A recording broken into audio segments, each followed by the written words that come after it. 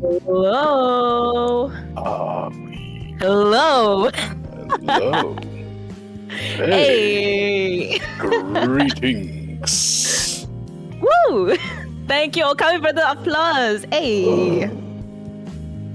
What's up, big man? Well, I must say, this is not normally something that I participate in, so this is going to be fun, I believe. Well, I have to accustom you to Earth's cultures now. So, and our culture, to when we get to know each other, especially diplomatically at least, you know, Yeah. or even on a friendly basis, we drink alcohol. Yes, this is correct. Yes. Well, sir, why don't you introduce yourself to my chat, and then I can introduce myself to your chat. Very well. I was about to ask the same thing. So, to Rayne's chat, right? Good evening. I am Metal Knight Gold Guardian, a super robo VTuber and Galactic Hero from Beyond the Stars. Konbanwa, Gold Guardian, super robo VTuber desu. Selamat malam. Nama saya Gold Guardian. Saya super robo VTuber dari luar angkasa yang nun jauh di ujung bintang. That's three languages. Okay, I'm done. Asik. Gila. Multilingual. Let's go. Yes, he's an Indo. I mean, yes, he's Indonesian. I am not necessarily Indonesian. I just so happen to know how to speak Indonesian, as I have told my viewers before. He's not Indonesian, guys. I'm kidding. It's like, oh, I'm not Indonesian either. So yeah. But yeah. All right. Let me introduce myself. Hello to go to this chat. Hey, what's up? My name is Rayne and Nana. I am a V streamer / V singer. I'm drinking something really bad right now, so it's messing with my brain. こんばんはみんな。私の名前は Rayne Nana です。よろしくお願いします。大家好，我是 Rayne Nana。What the hell? That's not the way to go. That's not the right thing to say in Chinese. I'm so sorry.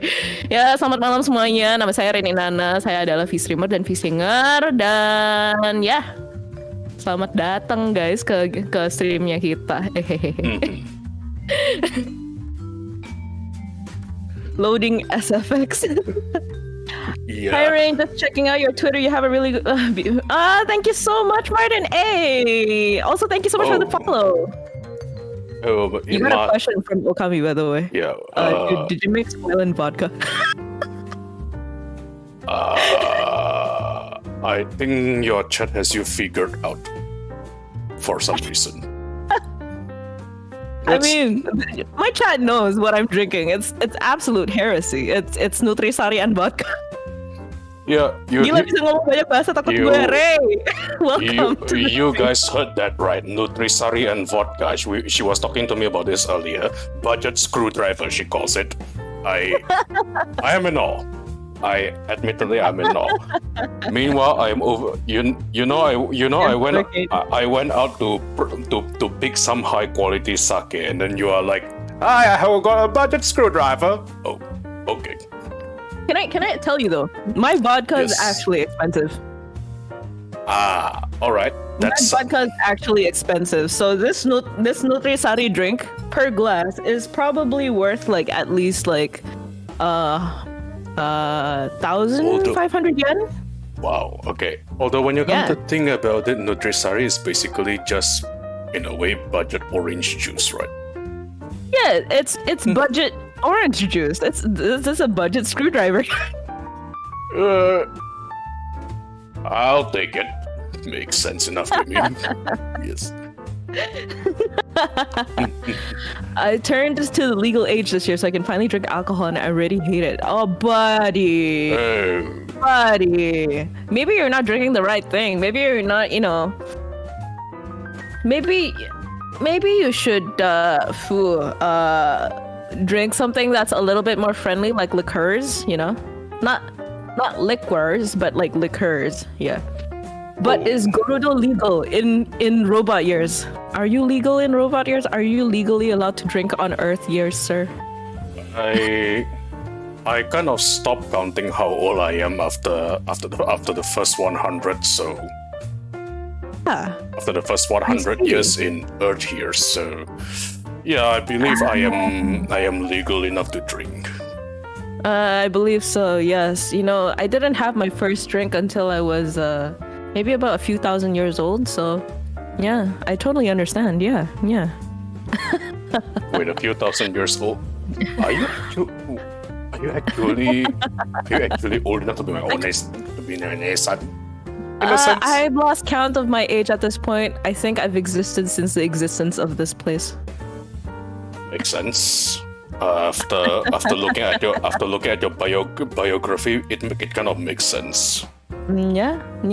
She has white hair. She's wise in her age. Absolutely correct. Yes. I should try pop ice with soju next time. Actually, that kind of works. That honestly works. I've tried like chocolate pop ice with like Baileys before. It works out. Is that so? Yeah, it does work out. Yeah. So Gorudo is mixing vodka with alino. What? Let me guess. Is that Lurkin? Yeah, that's Sanjiro just now, but Lurkane is also here. Oh. Yeah. Apologies. Normally he is responsible for such, heretical puns as we call it. Naruhodo. So if he is lurking in your chat, you might want to watch out for a moment. It's all good. Somebody hire this lady as a bartender, Kakinian. Hello, yes, please hire me. Yes. Oh. Okami's asking, but sir, do you happen to speak Spanish? ¿Tú hablas español? Ne hablo español. Ne hablo español. Unfortunately. Unfortunate, yes. Yes. It's although, okay. Interestingly enough, before I debuted, right? I somehow managed to attract plenty of Spanish-speaking fans for some reason. Interesting. Right? So then I looked deeper into it, and apparently it has got to do with the fact that in Latin America, or just Spanish-speaking countries in general, people apparently love Japanese-style giant robots. So apparently when I showed up, they were very excited, and at some point I promised them that I will be learning Spanish just to speak with them, but I haven't got around to doing that. Now that you remind me, actually, maybe I should get around to doing that sometime. Alrighty. Yeah. Hey, wait, my chat is going like Hi Hardy, welcome. And Okami's like, I see, you know that Facebook changes the name, right, to Meta? What about that? Yes. Lurkane, if he speaks Spanish, he will be called El Guardiano de Dorado. Yes, I actually tried looking up my my name in Spanish, and it's something that actually sounds right,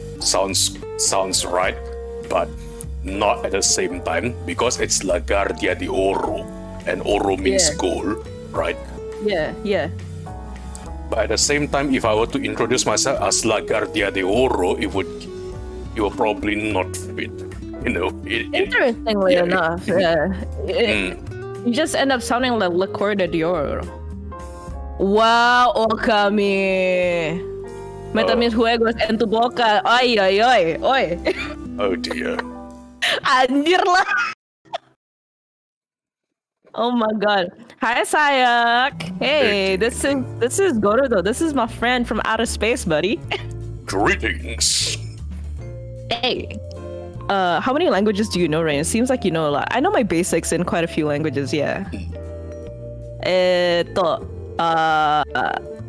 I think in terms of like fluency, I'm only fluent in English and Indonesian. I have survival level Chinese, if you will. I'm going to have to borrow that for some time. Survival level Chinese, because I mean, sure. I guess in my case, my Japanese is also survival level. I can order food and have small conversation, but yeah. All right, that's fair. Yeah, that's about it. That's fair. That's all right. I think in my case, with the other languages that I know, like the European languages, like I can speak a little bit of French. I speak a little bit of Spanish because I actually dated somebody who was from Valencia at one point. Oh. And he taught me quite a bit. The reason why I know French is because I took French as like a third language in school back then, just briefly. So I know my basics. And I guess when it comes to Japanese, because I watch a lot of anime. Korean, because I listen to a lot of K-pop and I know my basics from there, and I also grew up with a lot of Koreans. So yeah, I think. Oh, and I had a Romanian best friend, so I know a few Romanian phrases too. You were in an international school, weren't you? Actually, no. My Romanian best friend was. I did go to an international school, yes, but my Romanian best friend, she was an online friend of mine. So yeah. Interesting. Because in a way, when I was discussing, I also did go to international school, and I also happened to take French as a third language, which is. Tu parles français? J'ai très petit français. But as I mentioned before, the basics, just like what you said, right? So maybe. Aside from being able to introduce myself and say things like macaron, macaron, and other French which sounds a little too stereotypical, I might probably get cancelled if I pronounce it. So, yeah. Wait. Okay. Question. How? At least you know the most important French word, right? I get it. Oui, un omelette du fromage. Yep, omelette du fromage. Omelette du fromage. Omelette du fromage. Hey. Très bien. It's nice to be able to like. I wish I could practice French a little bit more, to be really honest. But alas, there are no French-speaking people around me. It is but a tragedy. Somebody in my chat is saying that every robot should be able to speak in Cybertronian. In order to answer that, right? Cybertron is not in the same galaxy as mine, so I don't come across them often. Apologies. Yeah. Whoa, Rayne, you're Mrs. Worldwide. Nah, I'm not. I just happen to pick up stuff left and right, you know. That's all. My brain is like a sponge. It likes to absorb things. I think that makes you awesome in a way, where you are capable of picking up small stuff, and at the same time it accumulates, you know, all those worldwide knowledge, they just accumulate. Well, I guess now you put it that way. Thank you. Early on and already complimenting me. Wow. All right.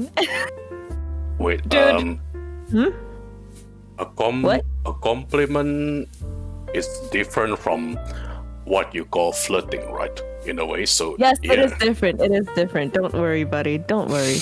Thank you. Yeah. I don't want to get off on the wrong start. My bad. No, don't worry about it, buddy. Don't worry about it. Yeah. I've had people flirt straight up in front of me. I know people who are gentlemen, and you are one of those gentlemen, all right? You have my thanks. Yes. And I have your thanks. I am in your care tonight, buddy. Yoroshiku. Yoroshiku. Ah, man. All right. So, what are you drinking tonight? The only kanji, which happen to be one of my weak points as well, right? Which I can read from this is Yamada Nishiki Junmai Ginjo Sake. which Yamada Nishiki. I think it means Yamada Distillery.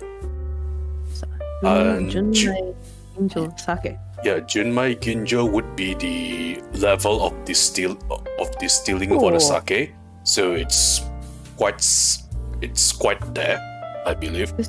This seems acidic and fruity. Really? Yeah. Says here, nose appears in apples, beautiful acidity with kiwi and green apple notes on the palate. Ooh, interesting. Sounds about right, because I prefer this one over all other sakes so far because of how nice it goes down to the throat, you know. Yes. If we ever noted. If we ever had a chance, I'll probably have you try a bottle or something. All right. Yeah. Well, I'll gladly give it a try, you know. Maybe if I visit Japan or something. I don't know. But at the same time, I will only ever drink sake, right, during winter because it warms the body, you know. It might sound a bit odd that as a giant robot, I don't really have a heating system, but it's there. But it's just there to conserve power, so I can still feel the cold. I see. Wait, so you have sensory perception for temperature? That's actually fascinating. Not only temperature. For example, I am capable of feeling things, like for example, giving head pats. You know, if I when you read manga or watch anime, that fluffy feeling when you see a character giving a head pat to another character. Yeah. I am capable of feeling that as well.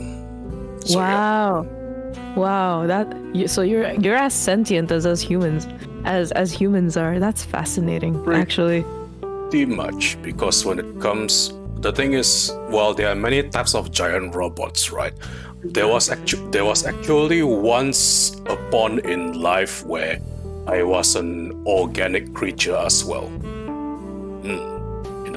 So organic creature. Okay, tell me more.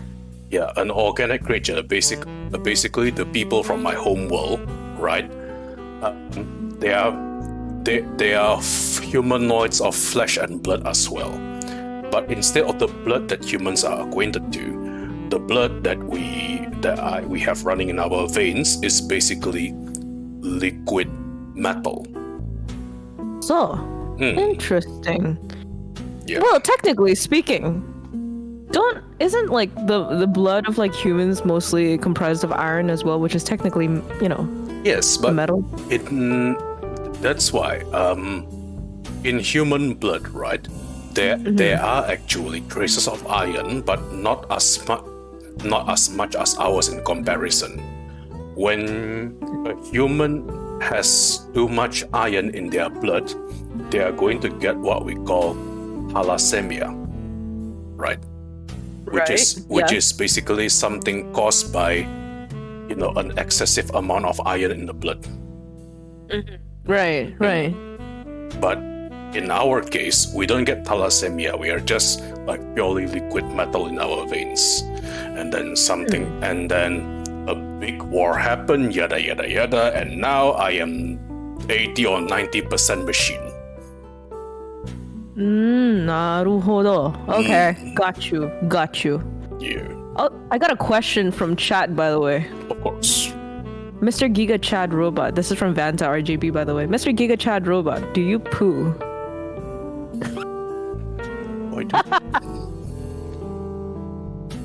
I would like to apologize in advance for my chat. Do you see my face right now?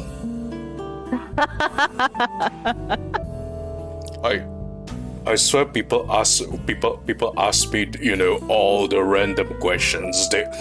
Sometimes I get asked, what are your weapon systems? Do you know a Gundam? Do you know Optimus Prime and all that? And then you are the people who ask, can you pay?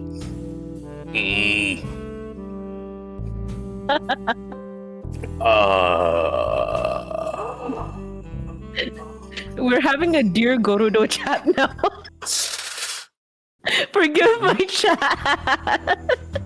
I mean, yeah, my chat also answered here, right? For your chat, if Bumblebee can pee in the movie, then I think you have your answer. Right. Yes, okay. Yes. But now I have a follow-up question. I am listening. Forgive me for the technical aspect of this question. Technical aspect. Yes, but what is the excrement comprised of?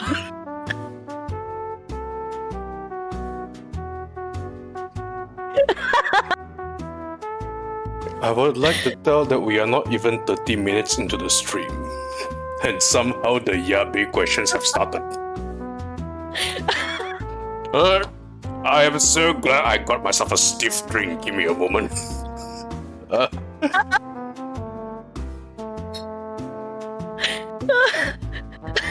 my god. Somebody wrote Bumblebee in chat. Yes, I think it's also written in my chat.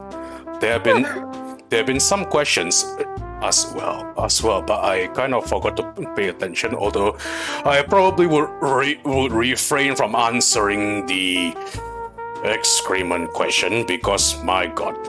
Okay.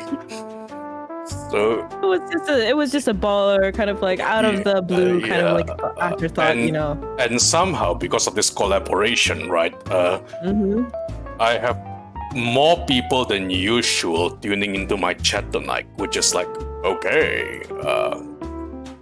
It's great. Yeah, it's great. But then it comes with some questions as well. Somebody in my chat is asking, have you gotten any fan arts at all? Me? Yes. Shut up. Apologies. My sinuses. Yabe. Are you okay? Apologies. There you are. Welcome I pressed the wrong thing. Whoops. Your me fan art? Yes. I've gotten a few, not much, but I'm grateful for whatever that comes my way. Because I haven't really done like much, I guess like marketing stuff, content creation. A lot of that is still in the funnel. Okay, for some really weird reason, my VTube studio is like lagging a lot. Hold on. It's actually happening on my end as well. Now, oh, mine have stopped lagging, I think. Please work. Okay, I think it's better now. It's better. There we go. Okay, so so yeah, I don't really have that much fan art of me, to be really honest. I do have a few, not a lot, but honestly, I haven't really done much to market myself out there. I mostly stream on Twitch, and all of the growth that I've had so far over the course of the past month has been organic. So yeah. I see. Yeah. There's a follow-up question. How about? Oh dear Lord. Okay. How about weird fan arts? Weird fan arts? Okay, to explain the context on this one, I should basically tell you first, right? So, now here's the thing, right? I'm a giant robot, okay? And when I first started VTubing, I thought all my fans would be giant robot fans or people who are just into big walking stompy death machines. Okay.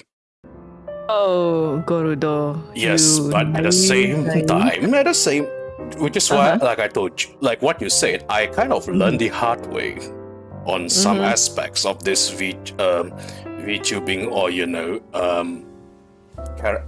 character things, because not even 1 month since I debuted. somebody did a not safe for work fan art of me. Ah, naruhodo. Oh, I wish I had not safe for work fan art. Oh, the one which we talked about last time, and it surprised me so much. I was just, huh. Yes, welcome to the internet. This is the interwebs. Yes. You know, you would think the thing is, I am normally in the perception that such things normally only happen to female characters. You know? Oh, no, no. The R34 rule exists for a reason, buddy. Yeah, I kind of learned it the hard way. If there is a will, there is a way. Especially when you're humanoid. And even non-humanoids get affected too, so... Oh, I can see. Yeah, yes. Ray, me not knowing metal was going to be actual metal. Ray Levere, everyone. What? Oh my god. Yes. What, Ray? What are you trying to imply? As in, metal going to be actual metal? So, Talhopper, robot tags exist for a reason. Oh my god. Okami, well, I believe there's some people who go down to machines. Trust me, not me though. Oof. If there's a hole, there's the will to make the fan arts. Oh my god! I'll take that. You know, it makes sense. Yes. Ayo, chat. My chat's wild, and this is like the contrast between Twitch and YouTube, I swear to god. Is that my chat is also pretty wilding actually, but with the exception, Lurken is here, and I think he's already mentioning that a few things as well. Also, there is the birth of a new meme. Before 1 month of my stream period, not stream period. Before I even finished my venture for 1 full month, a meme was bought in my streams. It's called RoboHub. Care to explain that to my chat? RoboHub. I think it's pretty self-explanatory. It was encouraged by my fans, to which I just, alright, you can get. So. Oh my goodness. Ayo. Pretty much. Hello, Gambit. Welcome. Good morning. Good morning to you. Oh yeah, y'all, if you guys haven't checked out Gorudo's opening, you guys need to check out Gorudo's opening. You guys need to check out his lore video, I swear to god. Y'all gonna love it. It's absolute peak comedy. Love it. And if you haven't checked Rayne's original song, you should check it too. Oh my god. I think that's pretty much how I got to know you in the first place. But yeah. Because Ray, right, as in Ray Laver, basically wants me to try out Synctober. Okay.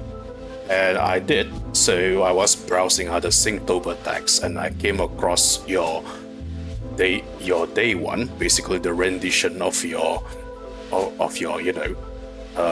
personally created song, I think. Yeah.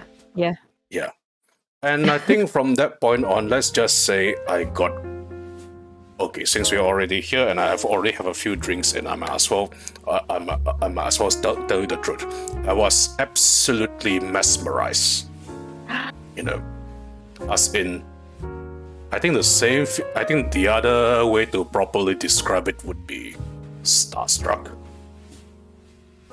God, thank you so much. Yeah, so at the same time, in my mind, I was like, I got to get to know this lady, and so here we are. Oh. Wow. Although the surprise was that where during our first conversation, I wasn't expecting you to tell me that you enjoyed my opening lore video, which came as a surprise as well. Then Was that a surprise? Yeah, I mean, no, I don't really get praise for the work I do, so it was wholesome. Thank you. Oh. Yeah. Oh, thank you so much. That is so wholesome. Yeah. I was very touched as well when you actually decided to cover my song for your Singtover. I actually did a little bit longer, I think almost 3 minutes, but Twitter won't let me upload the full thing, so I just had to cut it down. Yeah. That's why I had to cut mine short too. Yeah. Okabi, my mans know what's good. Yeah. Plus, hey yo. Plus, not to mention, right? Hang on. My chat is saying, "Is that a slight blush?" I say, "No, I am not blushing." So as I was saying, it's okay to blush. It's all right. It's all good. Let the liquid metal flow into your cheeks, buddy. If you say so. Guys, I can't believe it. Not only do I attract the ladies and the gentlemen, but I also attract the robos.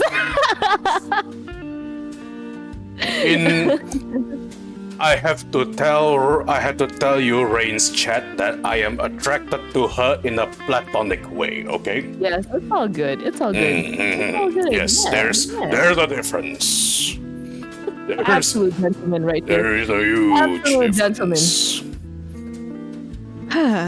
And now I forgot what I want to say. Damn it. That's Rayne's platonic harem.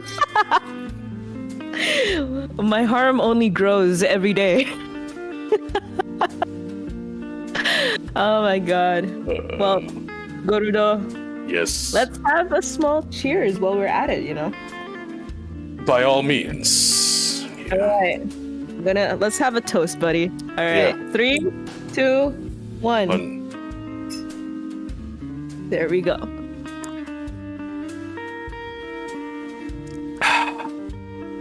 God, this is the worst screwdriver I've ever had.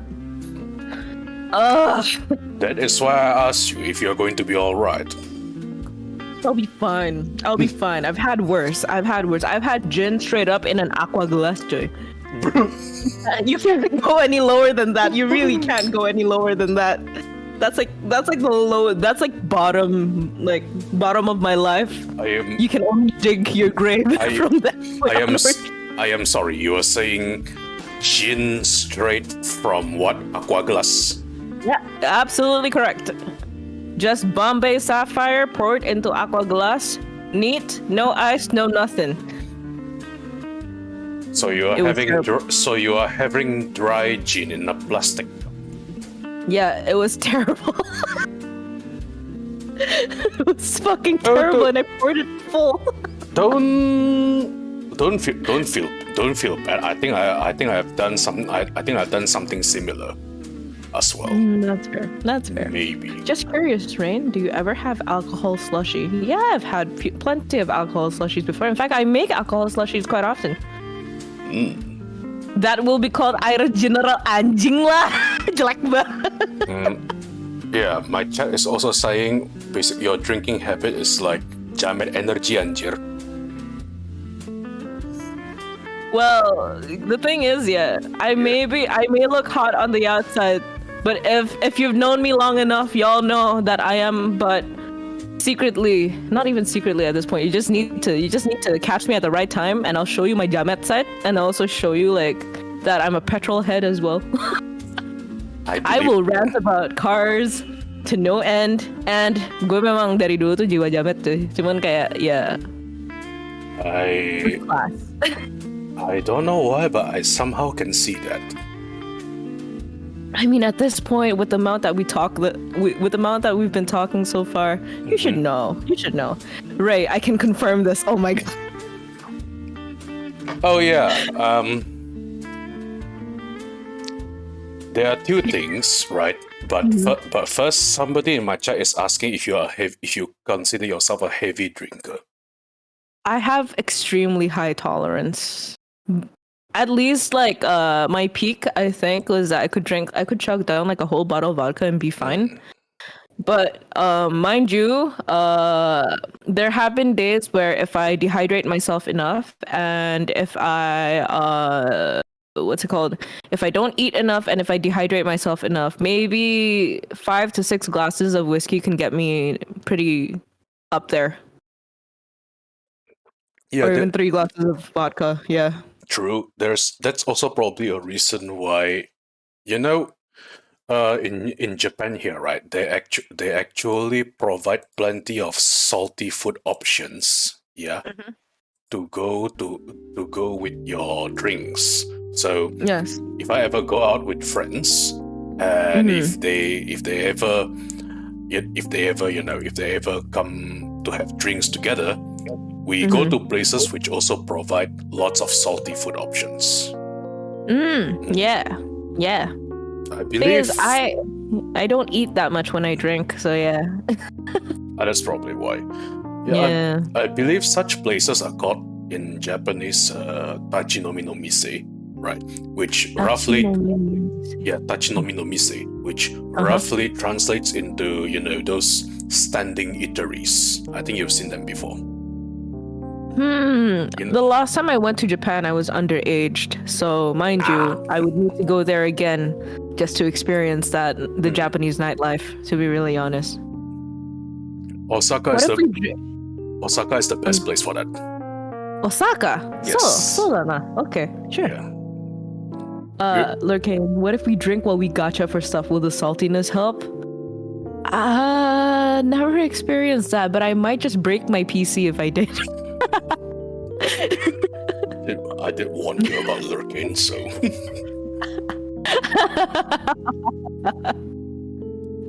Oh my god. Oh yeah, speaking of which, right? Since Ray Lavier mentioned that she can confirm your Jamet spirit, right? Not at the same time. I think we were talking about you, I think, and you guys were talking about me behind my back. That's not what I was saying, but continue. Proceed. I like that. Yeah, I was basically told that you have a very wild spirit, right? Yes, that is correct. To respond to that, I just told Ray, I have seen plenty of things in my life. I don't think anything faces me anymore. So, and then Ray said, that is probably why both of us get along well. I've been through a lot in my thousands of years of being on this place. I've been through so much already. Not this again, Ray. I mean, here's the thing. Yeah.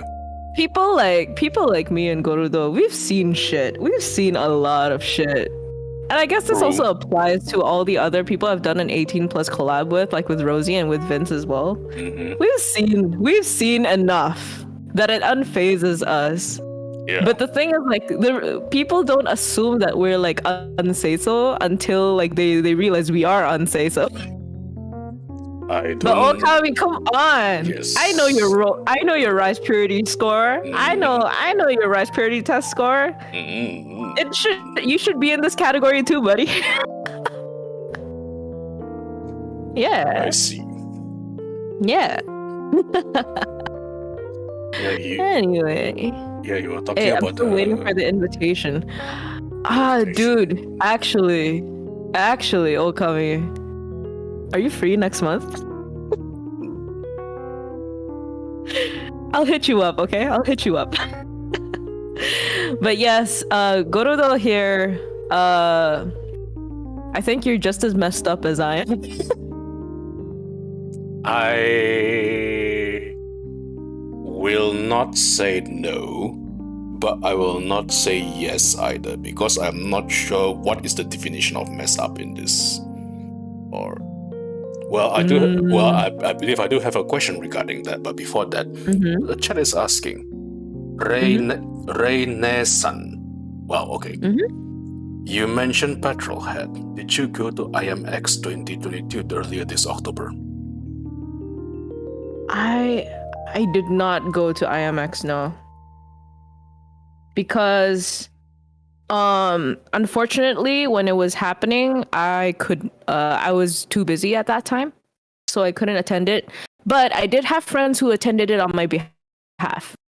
Because I have a friend who was actually exhibiting over there. So yeah. Oh. Yeah. So what exactly is this IMX anyway? Like, is it like it's the Indo mod car modding expo. Car modification. Yeah. Right. Jadi rata-rata orang yang pada main mobil segala gitu, yang pada suka nge-build mobil and stuff. Mereka tuh rata-rata main main ke situ sih.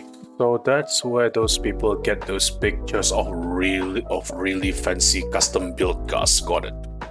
Yeah.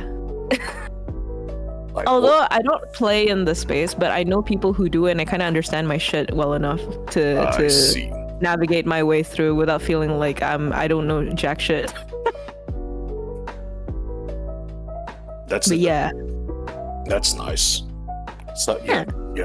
Sometimes it's the hobbies that people are not expecting that can that can sometimes throw people off as well. Like when people take a look at you and then you say that you're a petrolhead, right?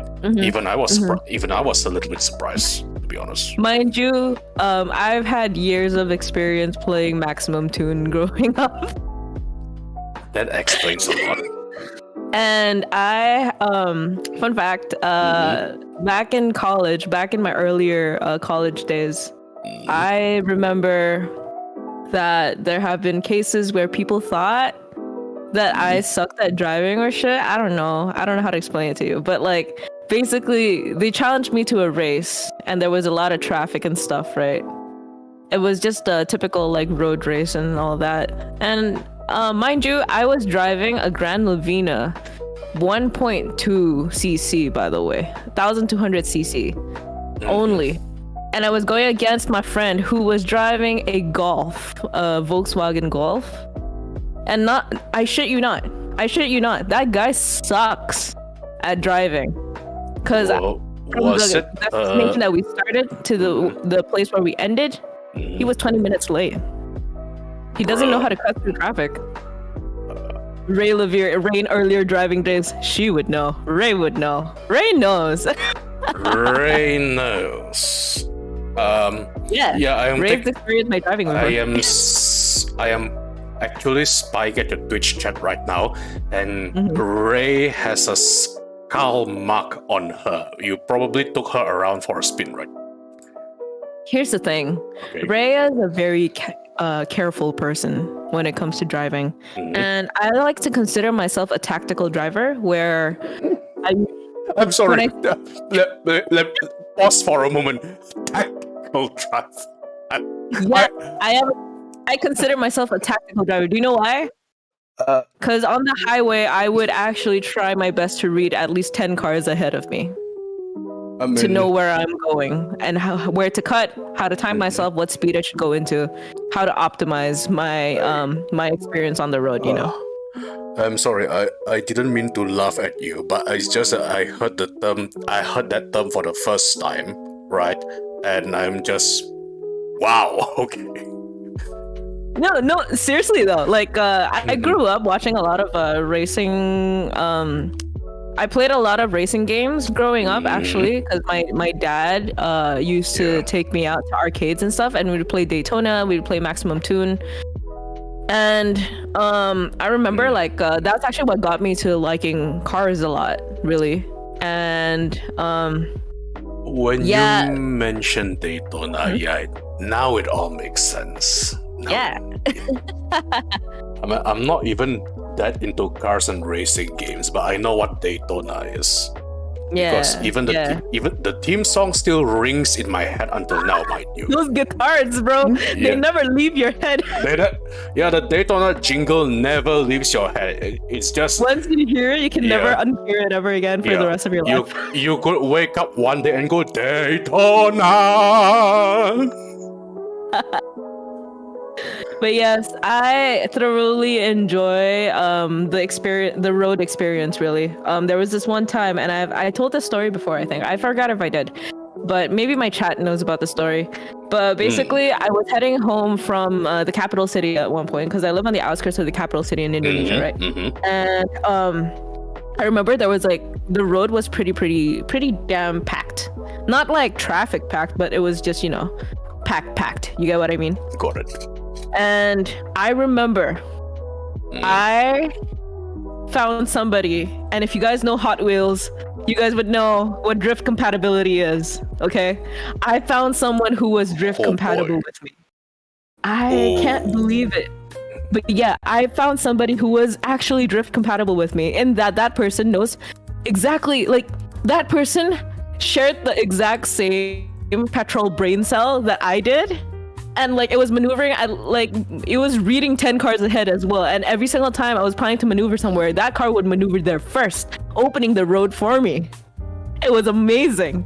So I was literally like going at the back of this car. We were going back to back like that, and we were just kind of like cutting through the road like it's no big deal. And just being so strategic about it too.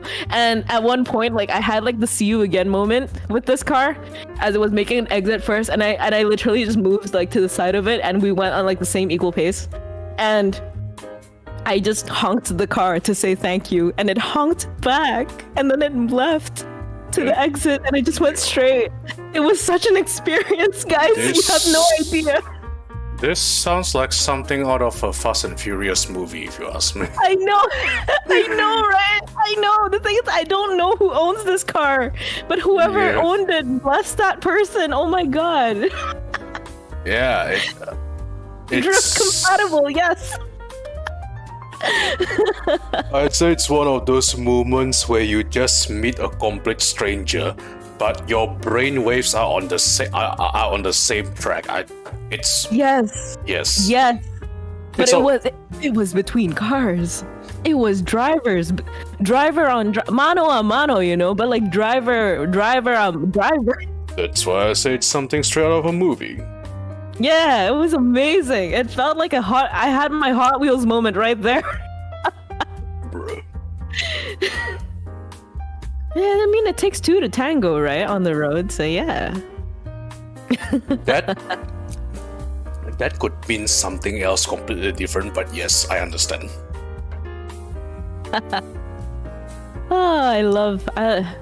I guess, like, look, man, we have to talk about something else other than cars, because I will go on a tangent, and I don't want to make you feel left out or anything.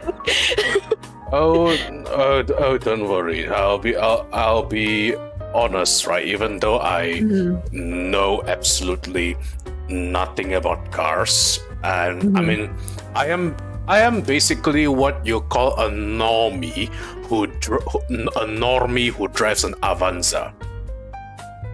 A complete normie. But right, listening to somebody who's extremely passionate about their stuff, right? And they talk about it like the best I could describe it, like, an 8th grader presentation, right? Where they are completely in love with it. Yeah, I could listen to somebody. Talking about their passion about their passion a whole day, and it doesn't get boring, right? I see. Right. One time my family went on a holiday.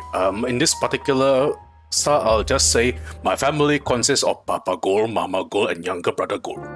Right. So there's 4 of us. Yeah. We went to Italy. Right. And we were at a place where they brew this really top shelf red wine. Ooh, okay. But which part of Italy was this, by the way? Because we were in a tour, right? Mm-hmm. Yeah. I think I was maybe 5th. Oh, okay. I don't want to spoil my age here, but basically, I don't have my giant robot license yet. I see. Okay, let's just put it this way. All right. Yeah. I was a wee lad, okay, but I was capable of understanding the difference between red wine and white wines at the same time. And yes, I definitely was at a legal age of drinking, but there was this older gentleman, right? The thing is, his hair is like gray and white, okay, but his posture is very straight, and that gentleman is impressive. It's like, you know, back then I was a youngster. I look at him and I was like, and I had a moment where, wow, I want to be like him, because he was explaining about red wines for almost an hour, and because the entire tour enjoyed his presentation so much, it doesn't feel like an hour, you know. Like he would took us to go around the factory. I saw the distillery. I saw the giant barrels where they age the wine. And then he just stepped on this very dusty barrel and he says, "This is our oldest in our collection, 1865." And I was like, no. Yeah. No way. Yeah. Wait, okay, you have to tell me, which county is this? Which province is this in Italy? I must know. Yeah, I honestly can't remember. I am afraid it's been so long ago. No. I'm sorry. Oh my god.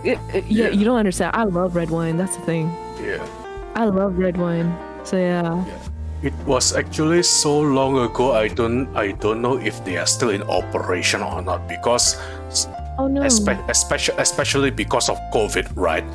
I heard that I heard the news that some winemakers nearly had to shut down because of COVID in Italy. But after that, I didn't do a follow-up. So, yeah. I see. Man, I would have loved to give that a try.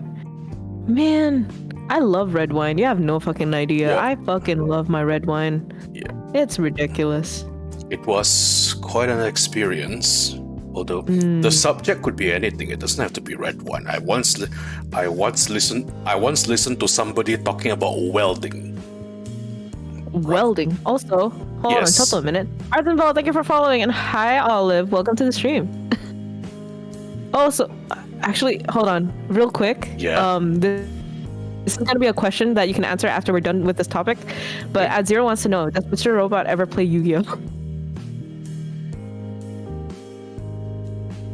Yes, I have.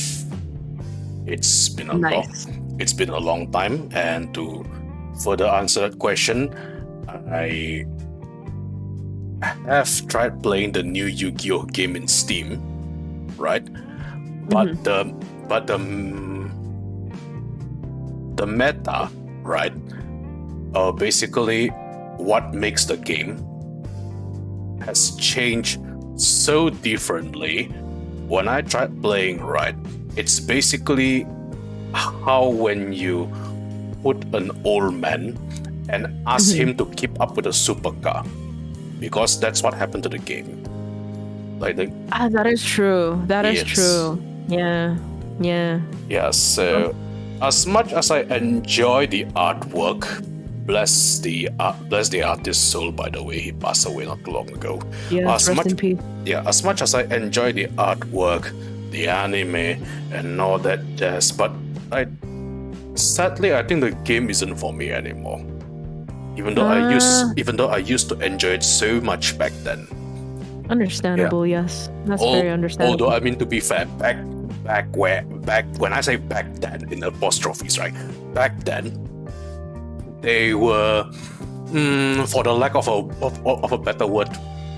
By the way, you your Twitch doesn't ban channels where the streamers swear, right?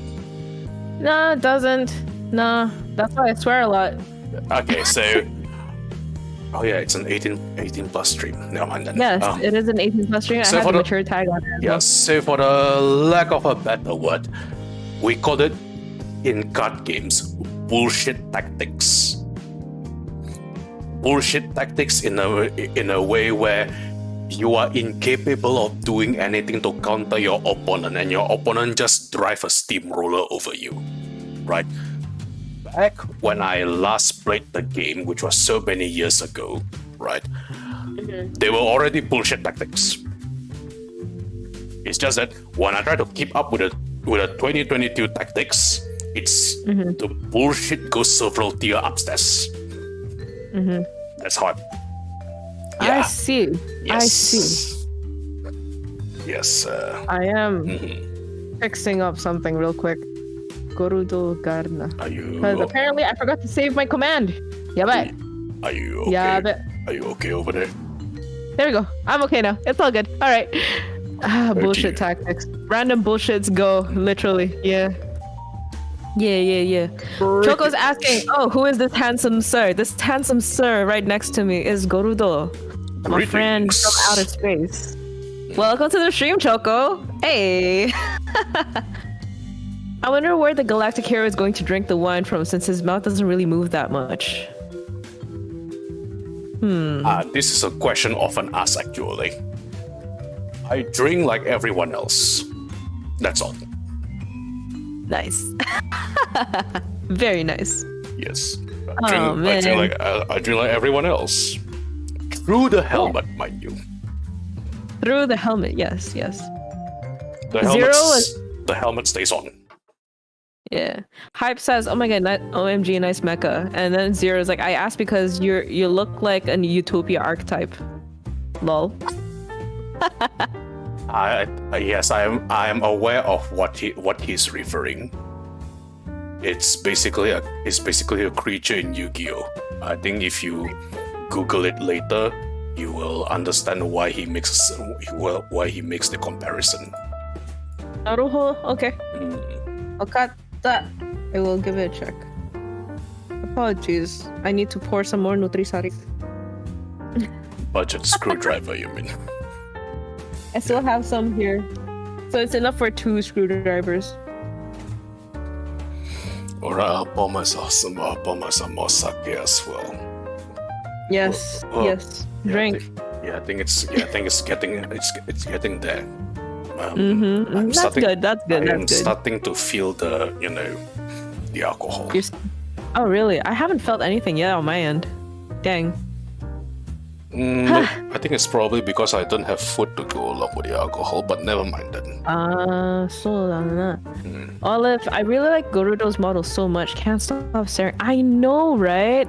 I know, such a handsome mech. I swear. You really got a fine mecha gentleman over there, Rayne. Yeah, I do. One of the finest, if not the finest. You have my thanks. There we go. Oh man. Plenty of people have been complimenting this model. I mean, ever since I started this VTubing thing, right? It's honestly been nothing but going up and up, That's good. Yeah. That's good. That means you're on that trajectory, You're on that trajectory and honestly seize the momentum while you can. I know that in my case, I grow a little bit every day, and I'm already grateful for that. Because at least we're not facing that stagnation at this point. I would say the same thing about your model as well, though, in that spirit. Thank you. I'm actually working on a 2.0 already. Already? Yes. Let's just say that, just like Ray, I get bored of my outfits very quickly. So yes, a 2.0 is already in the works, guys.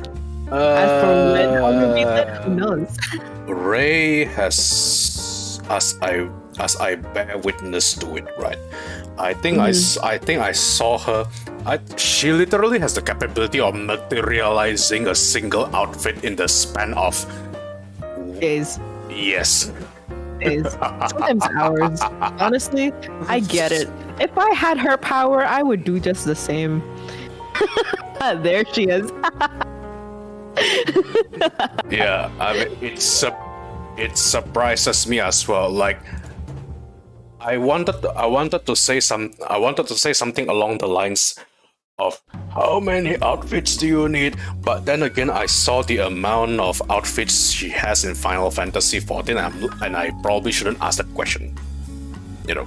Honestly, knowing Ray, I'm not surprised. She's a runway model at this point, so I'll let her live her life. Ray Levere, the runway model. Let's get it. Olive. I'm sorry, but this is the first time I'm fangirling over a robot here. I feel weird, but geez, for you. Oh my god. Thank you. I have to apologize over my reaction there because I don't normally get people who say they are fanboying or fangirling over me. And so, as I said before, it's not even been few months since I debuted, and I'm just here like, how do I accept compliments? Honestly, same. Because it's only been like what? This is. All right, Ranjiro, happy lurking. This is 20th of October. That means it's like 1 month and a half since I've debuted, and I'm still not used to it. Used to it. Right. Yeah. Right. Not too long ago, I had somebody who told me that they look up to me, and I was like, Exactly. I was like, hello.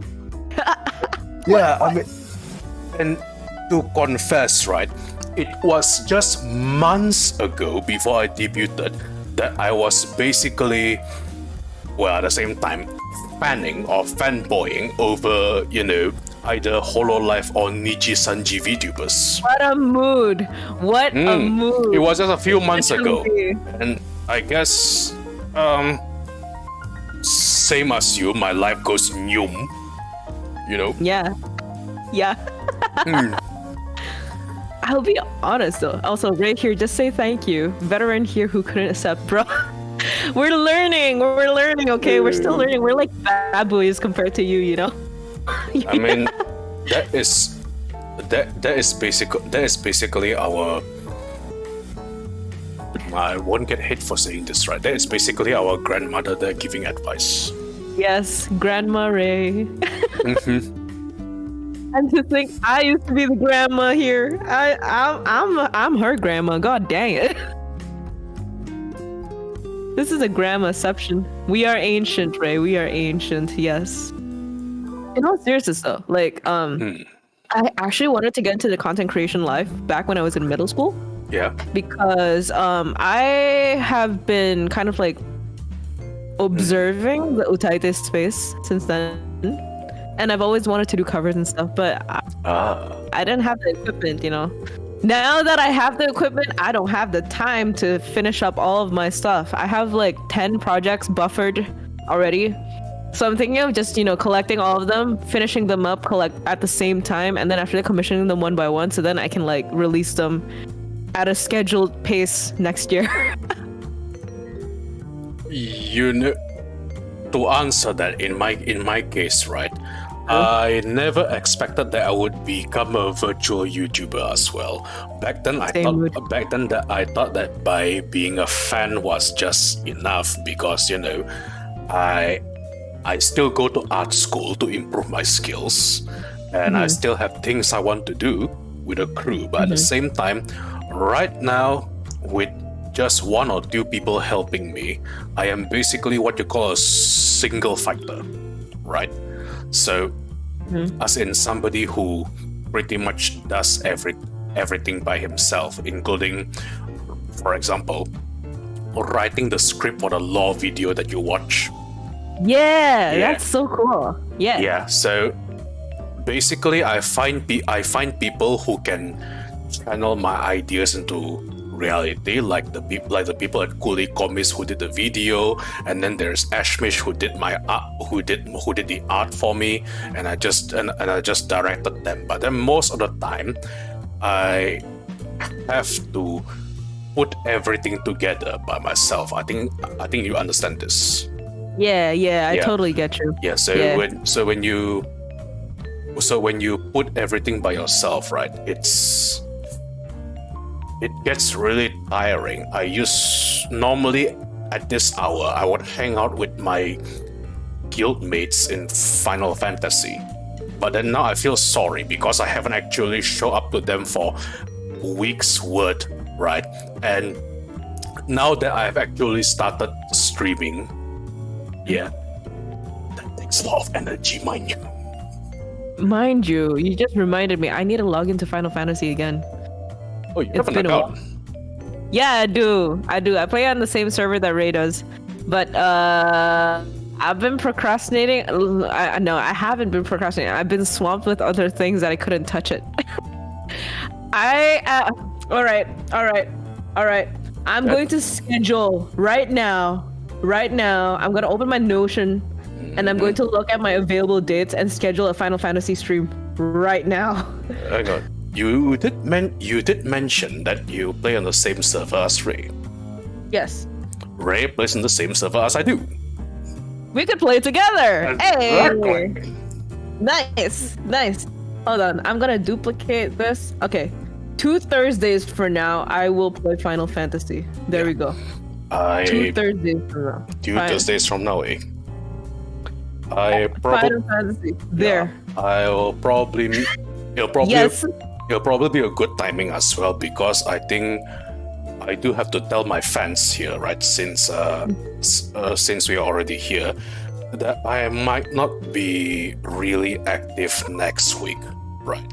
Because you know, my family is here, and I haven't seen them for 2 to 3 years because of COVID. I see. So it's like my mother literally tried calling me as soon as we started the stream, and I told her that I am doing work right now. So, but she also shared a picture, right, of both my dad and my brother, who they are already in their hotel in Osaka. So probably their shenanigans will start only tomorrow. So I'll be spending plenty of time with them, which means after this collaboration stream ended, I probably won't be that active on the internet because family time, yay. All right, that's all good. Also, Olive says here to be careful streaming Final Fantasy on YouTube because she got a strike for it. So just a heads up. Yeah. But in any case, Nico says have a good time. Have a good family time. Yeah. Thank you. Okay, so shall we schedule a time to play Final Fantasy on the 3rd of November? Let me take a look. That actually sounds like a really nice idea. The 3rd of November. Let's do that. Actually, I'll follow your lead. All right, cool. Hell yeah, Final Fantasy collab. Let's go. Let's fucking go. This will be the first time I stream Final Fantasy as well, so this is going to be fun, I think. This will be really fun, yeah. This is also my first time, so yeah. Woo! Let's freaking go. Oh my god, my schedule's actually packed for the next 3 weeks. This is crazy. I only have one lone day that I don't have anything scheduled. Oh my god. Oh. I'm starting to feel it. I'm starting to feel the streamer grind. Looking at my schedule, I'm like, oh my god. Time to drag Rayne to people. Oh my god. Ray, I'm still learning how to use my character. Time to drag.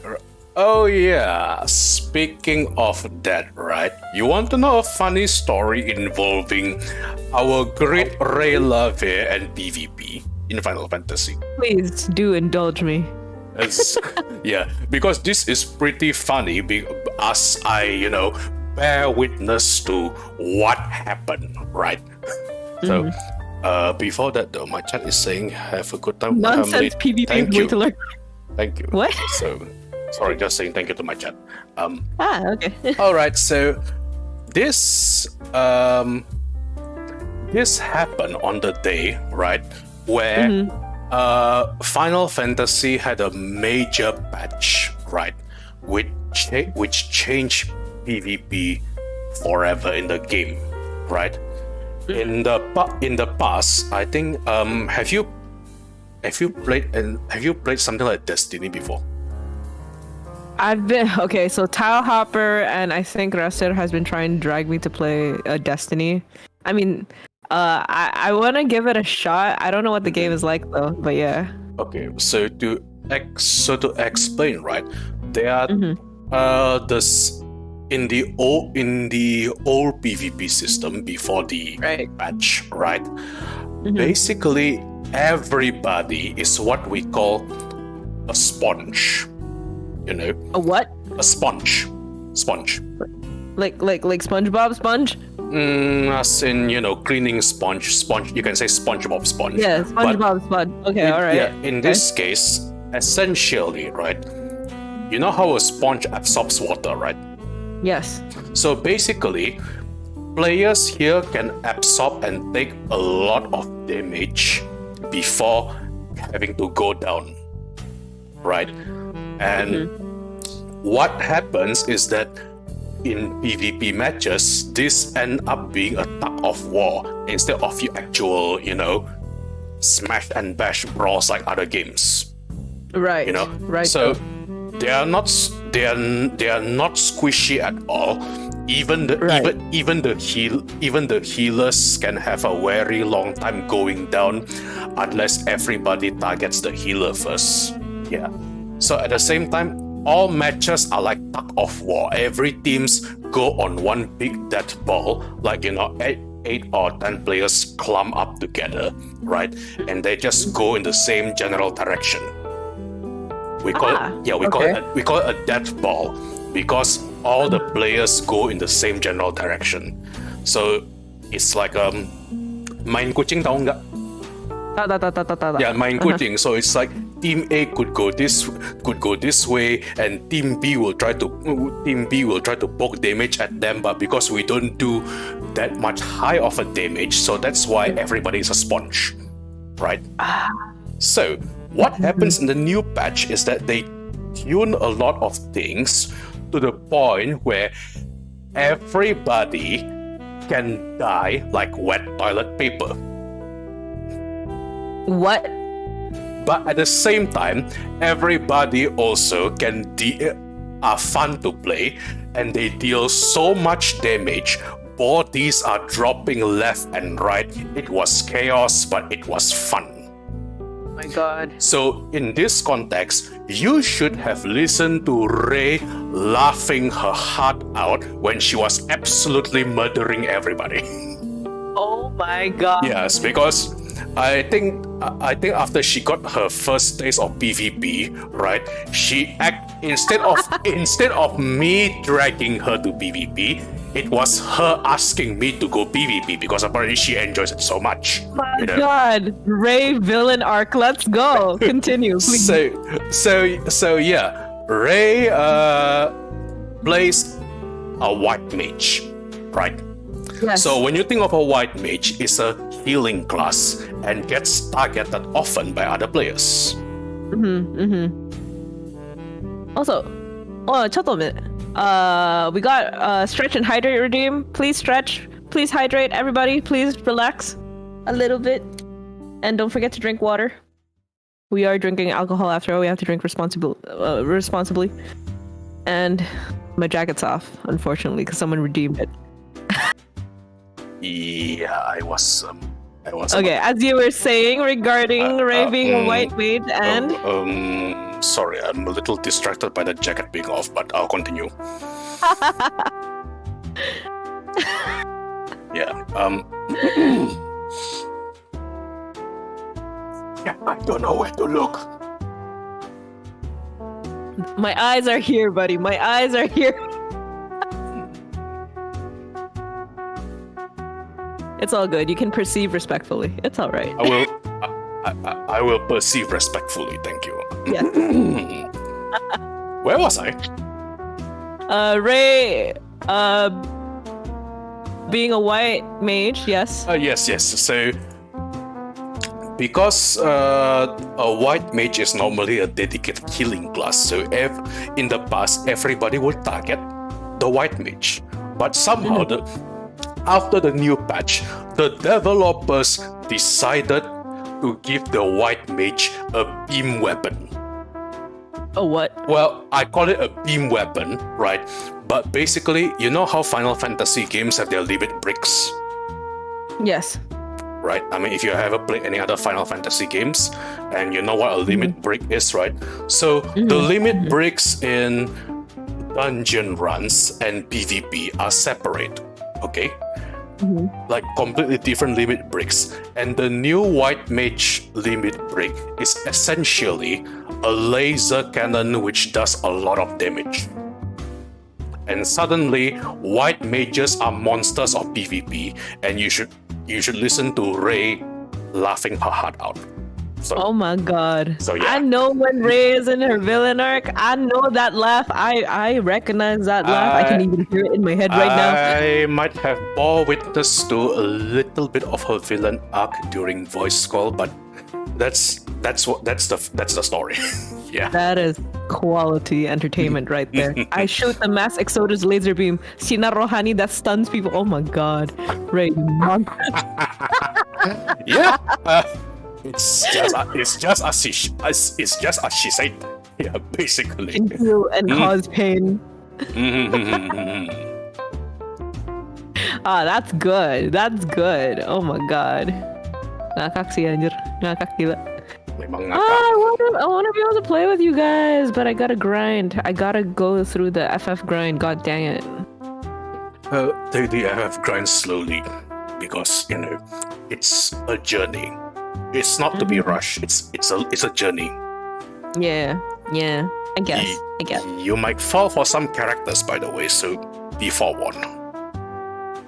Fall for some characters, like romantically? No, what I meant was you might fangirl over some characters. The ladies, the men, exceptional. All right. Duly noted. Yeah. Mentally carving that into my brain. Yes. I will not spoil you anything. It's just something you have to experience by yourself. You will laugh. You will laugh. You are going to feel fear. You are going to cry. It's that kind of a game. See. All right. Duly noted. Hang on. My chat is asking. Why is my VTube studio lagging? I have errors. I think mine has stopped lagging for some reason, but maybe Vtubers Studio is having some hiccups also. No, yeah. Chat, there is no red on my cheeks. Thank you. Chat thinks you're blushing as well, my chat. I mean, yeah, I wasn't expecting... your off jacket is too powerful for stream. I mean, well, it should still be on YouTube's safe zone, right? Hey, YouTube has seen worse things. Yeah, exactly. YouTube has seen worse things. I should be fine. I mean, do you watch Niji Sanji, right? Yes, I do. Yes. And yes. Do you watch mostly the English ones or even the Japanese ones? Mostly English. That's the thing, because I don't speak Japanese well enough. In fact, I don't understand Japanese well enough to keep up with them. But I do know that Scarlet, Scarlet, she's had to censor her boobas for a while now. So, yeah. Maybe if I just hold on. The reason why I asked, right, is because I normally listen to the Japanese livers primarily because I want to practice my Japanese listening, right? So because of that, I get to okay, to put it simply, I remember the name of the Nijisanji Japanese live verse, right? The same manner I used to remember the first generation Pokemon names back in 10th grade. Oh my god. That's how much I'm infatuated with them. So amongst them, right, there is a lady known as Nui Soshier, right? She has bountiful assets. I see. Okay, and if you see her outfit, and she streams in that outfit, right? YouTube hasn't banned her yet, so I think you should be safe. Yeah. Essentially, you should be safe. I should be fine, yeah. Yes. Also, hi Tara. Hai, Kobam Lord, anjay. Bukannya Anda yang pemabu handal ya, bro? Kobam Lord. Iya, anjir. Right, of course. Yeah. Oh my god. Alrighty. Ray's in my chat now. If you ever need ping on your face, you could always add. No, that won't be necessary, Ray.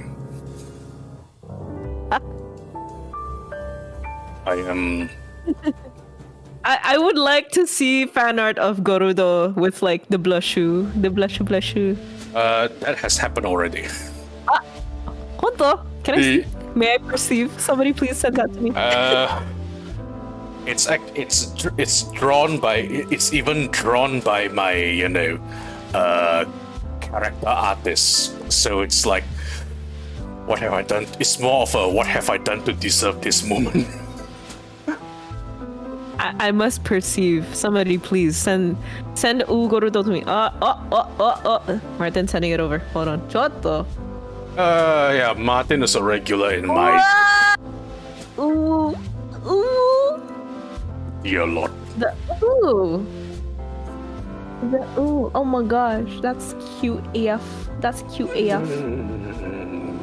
Feel free to proceed. 可愛いですね。めっちゃ可愛いです。My dignity. He's a colored one. Oh my god.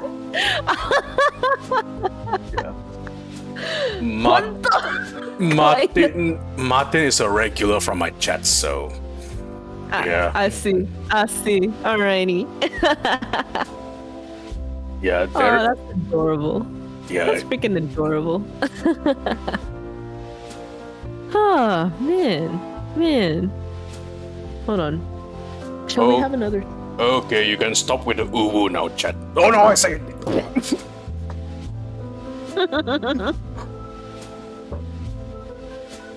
Guys, if somebody can redeem the awa and let's make Gorudo say the awa with us. The what now? Somebody could just redeem one of those and then we can make. There we go. 2 awas. Let's go. The what? Awa.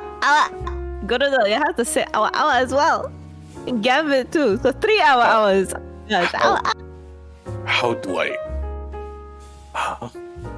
I know the other one, but this is my first time hearing this phrase. You just have to say awa. But 3 times. Awa. 2 more times. Awa.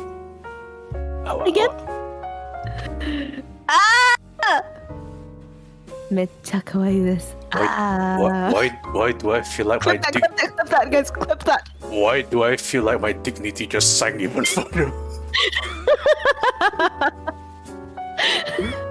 Where is that from?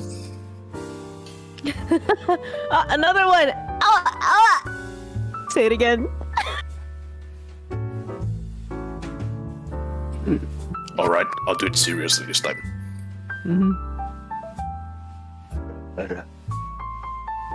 We got an ara instead of an awa. Let's fucking go, guys. Oh my god.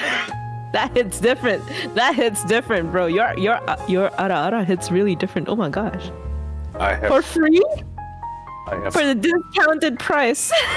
I have heard it so many times. I kind of sometimes wonder how much, how much I can pull it off. But yeah, I feel as I said before, I feel my dignity sinking even lower for some reason. But at the same time, I'm not even mad. I'm just amused. Okay, it's all good. It's all good. I mean, you know what? Because I know that chat is too busy grinding for the community points, and I do want to disturb you a little bit. Mm-hmm. So I'm gonna give you a favor.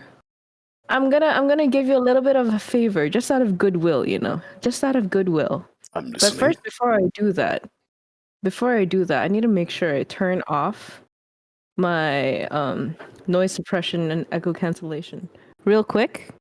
Mm-hmm. All right.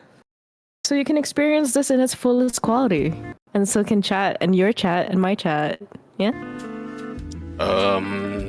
Let me just turn off my music for a moment, and I have to because I kind of have to. I don't know what you're about to show. Oh no! I'm just gonna return the favor for you giving the ara for free. Okay. So by returning the favor, I just go. I'm just gonna provide a free one as well. Oh. Ara.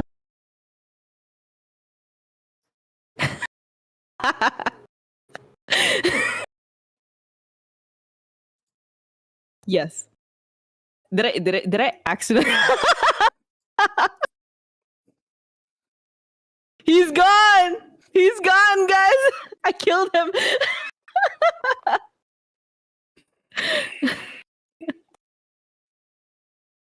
Whoops! I may have destroyed the mech on accident.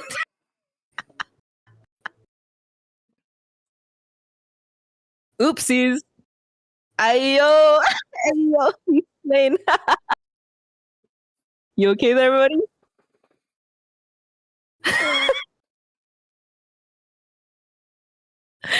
You're right there. I think I broke him for real, guys.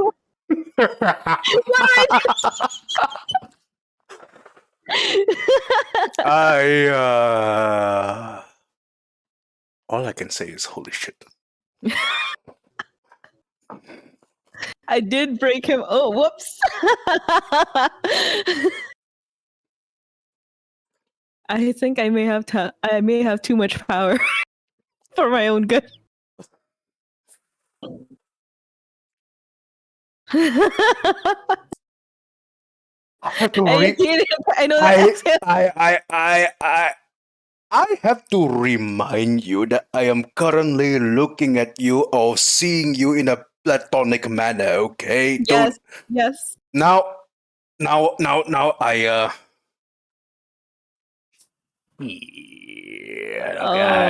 I have heard so many aras, but that one look, I am at loss of words. Man's will is bending. He blushing, guys.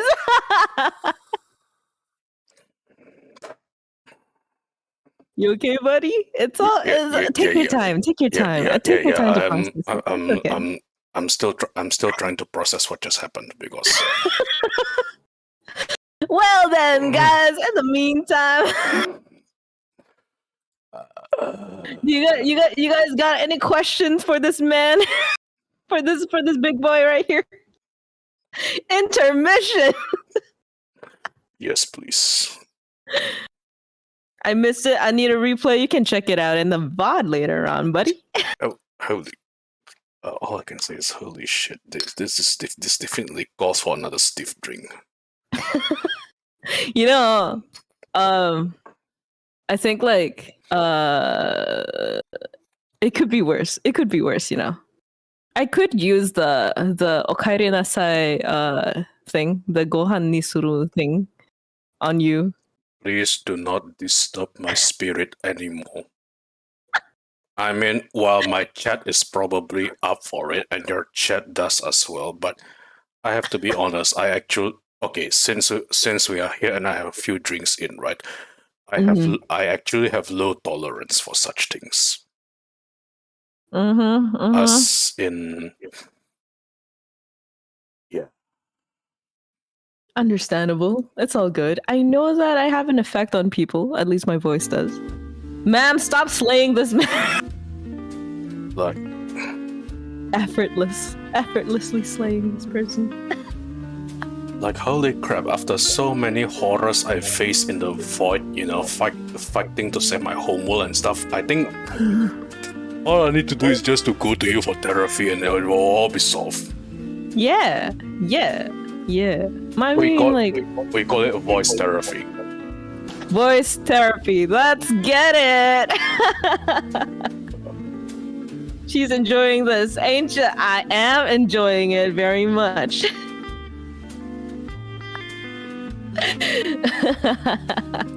You know, chat. This is for both Rayne and my chat, right?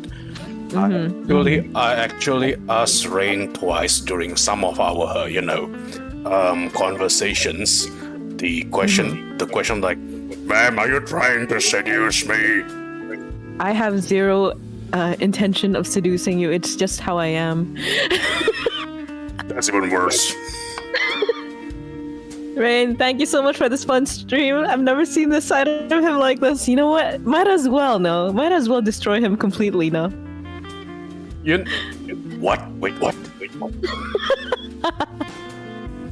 Should I do it, chat? Should I use that script on him? Whoa. Hang on, I did not agree to this. If I can get enough ones in chat, I will use the script on him. You're not. That goes to you as well, my chat. Hey, why? There we go. ちょっと minute. Let me ちょっと待ってください. I am going to turn off my thing again. Just for you, buddy. Just for you, I will give you the service. Yes. Martin, you betrayed me. Ready? Let me just mute my music as well. Since we're already here, right? Might as well know, since you're on a little bit of a buzz. Might as well give you the full experience, huh? I've been thinking about it as well. It's currently almost 12 in the morning in Japan. I nearly finished this bottle of sake. Might as well. Might as well. See. Although under one condition. Before that, hang on. Is my mic doubling the noises? Hang on. I think I hear double audio. Not sure. Never mind then. Under one condition. I'll do the same against you. All right, fair deal. Fair. But I don't have any scripts though, so. No, it's okay. This is just a typical strip that every tanda does, I guess. All right. Ready? Yeah, I'm ready. おかえりなさい、あなた。ご飯にする？お風呂にする？それでも、わたし。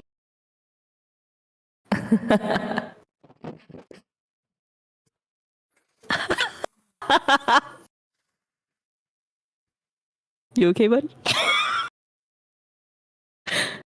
Let's give him a moment, guys. Let's give him a moment, chat. Let's give him a moment.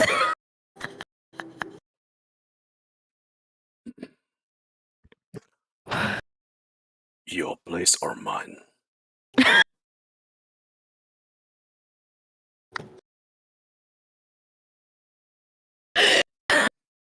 I got a pocket dimension we could hit afterwards.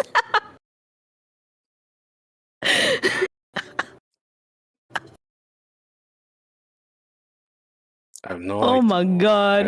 My god. I have no idea what just happened. I think I just went along with the flow. This is... Oh, the effect I have on people. Oh my goodness. I should not abuse my power. My mind is telling me to control myself, but then another factor in my mind is also saying just accept it. You are not the first person, so don't worry. Oh man, I broke him, guys. I really broke this guy. Oh my god. Oh, I need to control myself from abusing my power. There's a reason why they call me the ultimate top, so yeah. To be fair, I don't normally get this often, so I probably just don't have a defense mechanism for it. Understandable. So, although at the same time, the power kind of started when you just showed me that you are capable of taking off your jacket, which I don't know that is a feature. Yes. And the fact he got it from you, who knows no shame for these stuff, a high hurdle. Oh, Kami, are you okay? What? No. Ray said the fact that. Right. Okay. Of course. Right.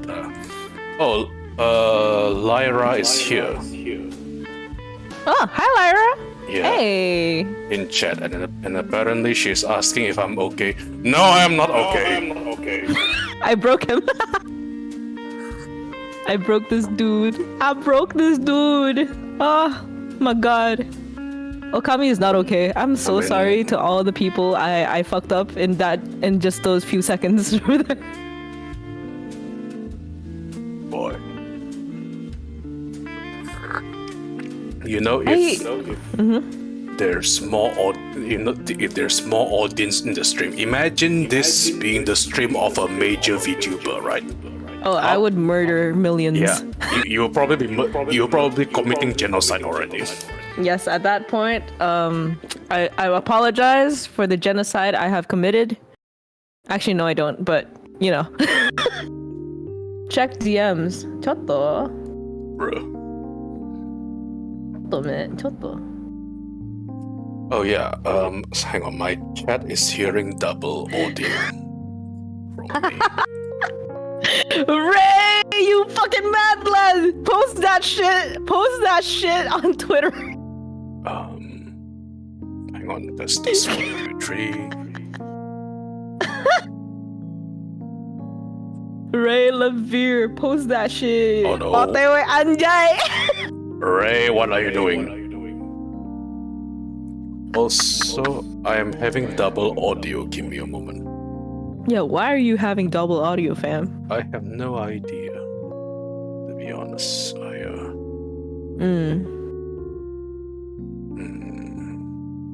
It's odd. It's okay. Take your time. Take your time, buddy. Apparently, you didn't just broke me. You broke my audio. You broke my audio as well. Oh my god, Ray really did post it. Oh my god. Choto. Oh no, what? Wait, what is Ray doing? Going to Ray's Twitter right now. Going. Colorized incident. Stuck. Broke him on accident. Whoops.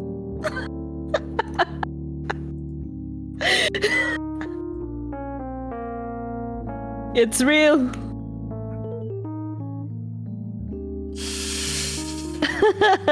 Oh boy. You okay, buddy? Are you still recovering? Even after those minutes? I don't think you'll ever recover from that now, would you? To be fair, I have kind of calmed down a little. Oh, that's good. That's good. That's alright. Yeah. That's alright. The blush is real, guys. The blush is real. For those who would like to perceive. Gold's dignity is negative 9,000. Hang on. got to find a way to fix this because my chat keeps on saying that they're hearing double audios too. That's weird. That's actually really weird. I need to make sure that I turn off my echo again. Is it the echo? Maybe. No, it shouldn't be from there. Translation on. Testing 1, 2, 3. Okay, so It happened, Renjiro. You can look at the clip. I may have broke this guy on accident. Okay, now that I fixed my double audio, maybe, and I have calmed down a little bit. There we go. I wouldn't say that it's getting this. Oh wow, now I can't even form sentences. Hang on.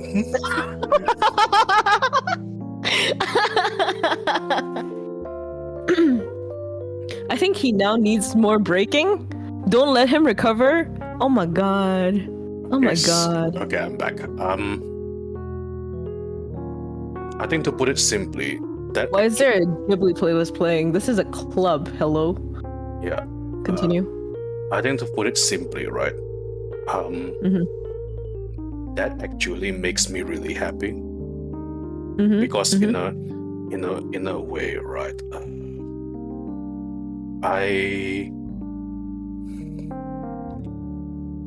Before I started VTubing, I don't really have people to hang out with, people who do things together and take care of each other and all of that. So the fact that we are already doing this for fun, and not to mention the whole lot of affection coming from it, right? It makes me actually happy. Oh, that's good. So that's why I was trying to process it a lot. That's great. People call it. People call it, hey, the Galactic Hero is breaking, but it's more like I haven't experienced anything like that for years. I see. Yeah. I see. I believe the term is called fan service, in a sense. Yes, it is indeed fan service. Yes. I wonder what happens if you try to flirt with him. I think it might be a little too much if they actually did. It might be a little too much. I don't think I'm not sure if Buddha can handle it. I don't mind actually. It's I mean, in a way, right? The last time somebody flirted with me,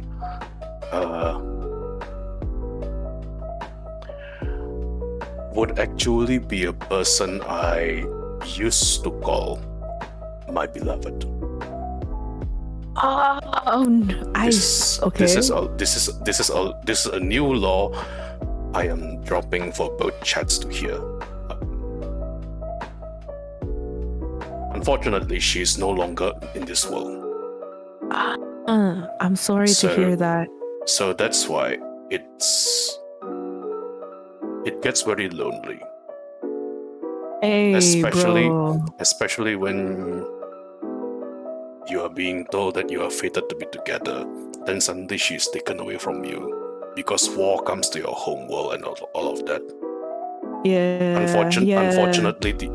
Unfortunately, the war claimed her. So that's unfortunate. Yeah. But that was so long ago. Now my mourning period is done. And the fact that you're actually willing to do all of that, knowing that you are chill with me, right? Yeah. Thank you so much. You're most welcome, buddy. You're most welcome. I mean, I'm the type of person who just wants to make sure that the people that I'm hanging out with have a good time, Like, I try my best to make sure that people have a good time with me so that, it's at least something worthwhile remembering to, right? Of course. That's the most important part, I think, and that's with companionship in general, really. Whether you seek a companion in a friend or whether you seek a professional companion whether it be in the form of therapy or in the form of, professional adult work, if you will. Right? In the end, it's just making sure that the other person has a good time. Of course. Yeah. Hang on, my cat is saying something. Rayne, a broken glass can't break anymore, so it's honestly time to shape him back up with more pain. Oh my god. My chat is saying this is the first time seeing Go Geiger in the bar with an ice queen. By Go Geiger, he means the robot anime. Nice. Oh? Yeah. There's a robot anime called Go Geiger, and some of my followers know that because it's from their childhood. It's basically an anime about, combining giant robots. But because the animation is really good, so yeah, a lot of people have fond memories of it. But anyway, to go back to the topic, right? Mm-hmm. There are honestly no words to describe what I just experienced. Although I can tell that you are also having fun with it. So yeah, I guess to answer both chats, right? My chat, your chat, right? Mm-hmm. You have full permission to flirt. Wonderful. I was trying to be as platonic as possible since we first met, but I guess that's out of the window now. Well, you see, I am a personality of vivacious, flirtatious charisma, if you will. That is how I navigate this world, because I guess in a way people like the experience of, feeling like they're attended to, feeling like they're being cared for, right?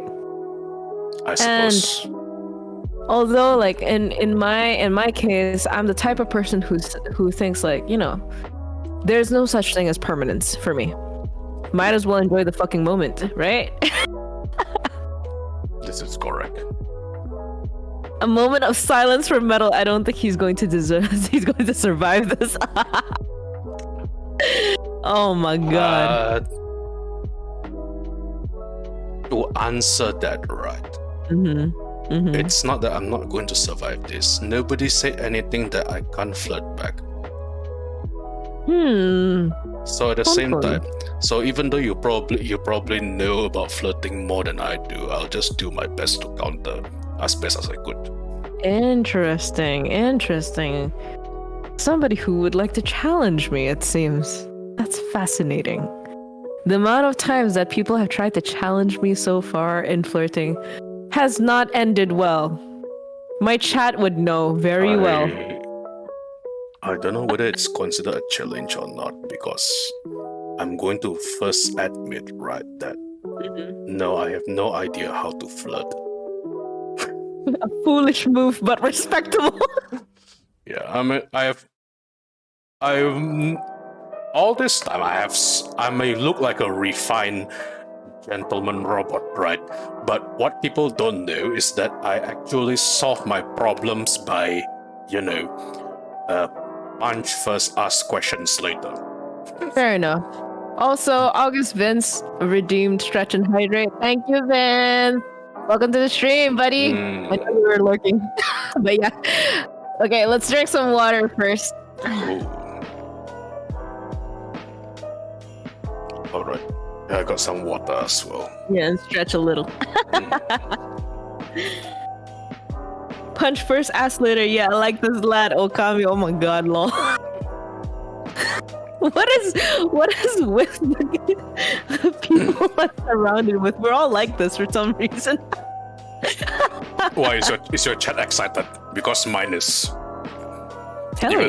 Even though I still have to say I have no idea how to flirt, but I have always solved my problems by charging in headfirst, despite not knowing what the hell I'm doing most of the time. He took too many lessons from the hit anime Arcane. Oh my god. Yeah. Oh my god. After knowing Metal for some time, The thing is, you have to understand, my flirting comes naturally to me. I can't really force it. So we have to wait for an opportune time. After knowing Metal for some time, I can assure you Metal won't survive. Oh my god, this man right here. I will be willing to be honest regarding to answer that, right? I might not survive. This is correct. But I know that I'm going to have a good time. Hopefully you can handle this then. Mayhaps. Mayhaps you can. Yeah, mayhaps. Who knows? I need a few more drinks though to get to that point, I swear to God. Because right now I'm just enjoying my time, honestly. Same, it's like... Oh boy. Same, I'll also admit, I was a little nervous at first because this is my first collab, right? Like... It is? I was in an interview before. I was in an interview before, interviews type, but that was that lasted for around an hour, so it wasn't. So it was more of an interview than a collab, right? But for like a full-on actual collab with drinking, talking about things and all of that, like a collabing Zatsudan in a sense, you'll be the first one, yeah. I took his freaking collab virginity, guys. Oh my god, I have the power. Oh my god. Dear Lord, we are at this again. He was so excited about it in DMs. Oh my god. Really now, buddy? Aww. And holy, holy crap! That's adorable of you. I don't know what your chat is thinking, but my chat is very excited for some reason. You broke his dignity and virginity. Rayne, the collab virgin destroyer. Oh my god. I'm still new here, guys. I'm already stealing things. Oh my god. Oh, that's adorable of you. I am spying your chat right now, and Ray, could you not? Okay, actually, never mind. I spoiled some of our conversation, so she has every right to do it. Fair. All right, Gambit. Yes, I did told her that I am very excited. Because it's Ray, please do indulge me. Tell me more. Tell me more about what Metal has said behind the scenes about me. I am curious. I'm not saying anything. Ray Levere, expose him. Please tell us more, please.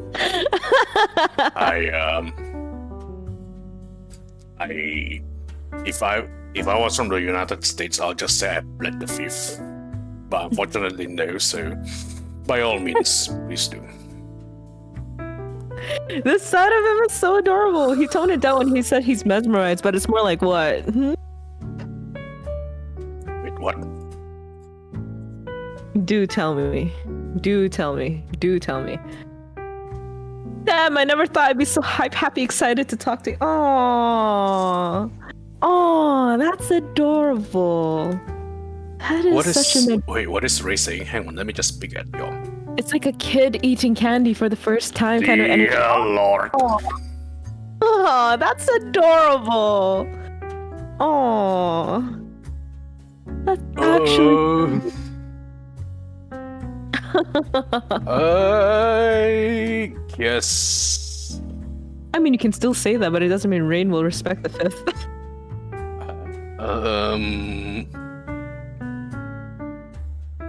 Yes, all she said is correct. Yes.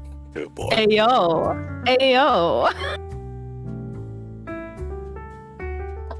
What she's saying is correct. Actually adorable. What an endearing mecha, guys. What an endearing lad right here. An absolute gentleman.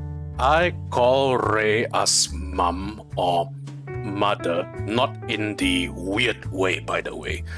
Yes. In a way, because I saw her as my senior. I still do. I still see her as my senior. But basically, I think without Ray's encouragement, I probably wouldn't even be here. This has been this VTubing thing. It has been such a wonderful journey. As I mentioned earlier, it's been nothing but up and up, right? And the fact that there are so many people, which includes, Ray Lavery out of all people, who actually encouraged me to, just do it, right? And the next thing I know, I'm here. Yeah. It's a funny story between me and Ray as well, actually. Because Ray dipped her toes into the VTubing scene since the initial start of it all, which was like around 2 years ago when it started to boom, right? Yeah. And it's funny because like, although in the VTubing scene, because Ray and I were longtime friends, and I am technically older than Ray, but in the VTubing scene, I do see Ray as my senpai. So yeah, we're at a weird position. It is, right? I do see Ray as my senpai. I admire Ray so much. I admire her tenacity in the scene. So I won't say too much about this part as well, but both me and Ray kind of reveal our real life ages, and I won't mention numbers, right? And even I got surprised too, because let's just say I'm literally old enough to be her uncle. But at the same time, she just have so much, perception and wisdom when it comes to this. When it comes to the scene, right? Yes, it's crazy. Exactly. Exactly.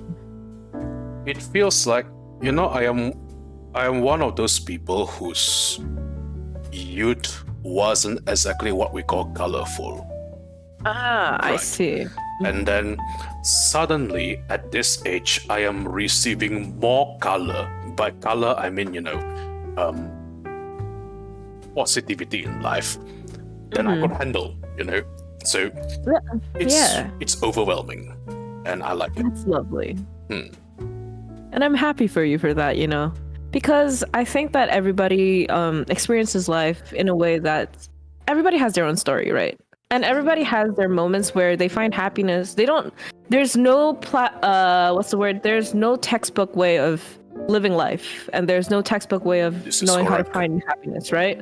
This is correct. And I think that if it doesn't matter whether you had like people market the happy childhood, people market that as if that's the standard. In reality, only the minority tend to have like that kind of like happy upbringing and whatnot. Majority doesn't necessarily have that privilege, And in the end, it's up to you to be able to define what actually makes you happy, how you find that happiness. It doesn't matter when, it just matters how you get there. So I'm glad that you find it now, because when else, right? Correct. Even in my case, like, I am the type of person who also doesn't really act my age. And I also think that some days I am on grandma mode, other days I am on childish mode, Like I still have like my moments where I do have like a little bit of like a childish demeanor that I uphold. And in those days, those are when I learned how to, be in the moment and just enjoy myself for living the way that I live. And I think like no matter what age you're at, you should never kill that part of you. Ever. Well, I'm glad that you're finding happiness in this space, I'm really glad that you do. I have a long answer for that, but I'll just try to condense it right in the best way possible. The reason why I have gold in my name, right? Gold Guardian, was because back where I came from, without trying to toot my own trumpet, if you know what that means, right? Yes. The Gold family is quite prestigious in my home world. We are basically merchants, right? And as merchants, you would say that I am born into what is called immense wealth, right? So plenty of things are attended, and I basically don't have to worry about anything too much. At the same time, because I don't have to worry about anything, there was a very long period of time where I wasn't able to achieve anything. So even though both my mom and dad were prestigious types, there was a point where I was either mediocre or below average, right? To the point where sometimes I ask myself, do I really deserve all of this? Back in my own life. The thing, because of that, my life was so underwhelming, and there was a point where I get compared to other children from other prestigious families. And that comparison only lowers my morale even more. You know what I mean, right? See. Yes, I do understand. Yes. But because of that, right? So now, skipping many years ahead, right? It's just like what you said. I am now in a position where people are actually telling me I am awesome, and they like everything about me. They like my model, they like my voice, they like my abilities, they love my story writing, and I still haven't processed the fact that people think I am awesome. It's like I am the way to put it is I haven't come into terms with that yet, but at the same time it's also a very overwhelmingly happy feeling. Good. That's good. I think I told you this story before, right? And it's regarding like my how people used to pick on my voice for being different. Like I grew up with a lot of people telling me that, you should stop singing. You can't sing. And I had to work my butt off to make sure, like, I'm gonna fuck you guys. I'm gonna prove you guys wrong. And I'm still, like, every single day I keep that mindset in me. Cause I grew up being the not to brag or anything, to be really honest, but I grew up being the kid who was just a quick learner, I was a very quick learner. And I'm interested in a lot of things, like a lot of things. It's ridiculous. It's actually stupid at this point. I see. And to the point where it's like, I get bored of them easily too, in the sense that once I learn the standard, once I have a standard for what's good, and I can match to that standard of what's acceptable, I'm like, okay, that's enough for me, because I know that somebody's going to be better at it than me. So I stop, but I have a standard. But then, like, the moment that somebody tells me, like, oh, you can't do that, I was like, oh, shut the fuck up. I'm gonna fucking prove you wrong right now. I'm gonna pull an Iron Man. I'm gonna pull a Tony Stark, and that I would master that shit as soon as possible just to shut them up. So I'm a very spiteful person in that sense. So the reason why, like, people see me as a jack of all trades on that thing is because of that. Just solely because I live my life out of spite. Wow. Yeah. I feel that. Yeah, I feel that. Yeah. Yeah. And actually, spite is such a good motivation, to be really honest. But so long as you're spiteful of the world, but you are motivating yourself to constantly be better, that spite drives you, pushes you to become a person that, you didn't think that you could pull off. Like, you didn't think, like, you could pull that off, Like, what happened with my debut, by the way, was that I had, like, a whole elaborate plan on, like, what I wanted to do and all that shit, right? Mm-hmm. And I was, like, so close to finishing up executing it, and then it happened, and I was like, fuck this shit. I couldn't continue with the initial plans that I was going for. So I wrote Sacramentum out of spite, because I was like, fuck this. I'm gonna make an epic debut. I don't give a shit if it's extra AF. I'm still gonna pull it off, and I want to see what's realistic for me. Wrote that song, got by luck, by God's blessing, I don't know, man, I got the right people to work with in the span of such a short time, and we pulled it off in a month. to execute that. That So honestly, sounds like one hell of a journey. hell yeah. And honestly, I went from somebody who,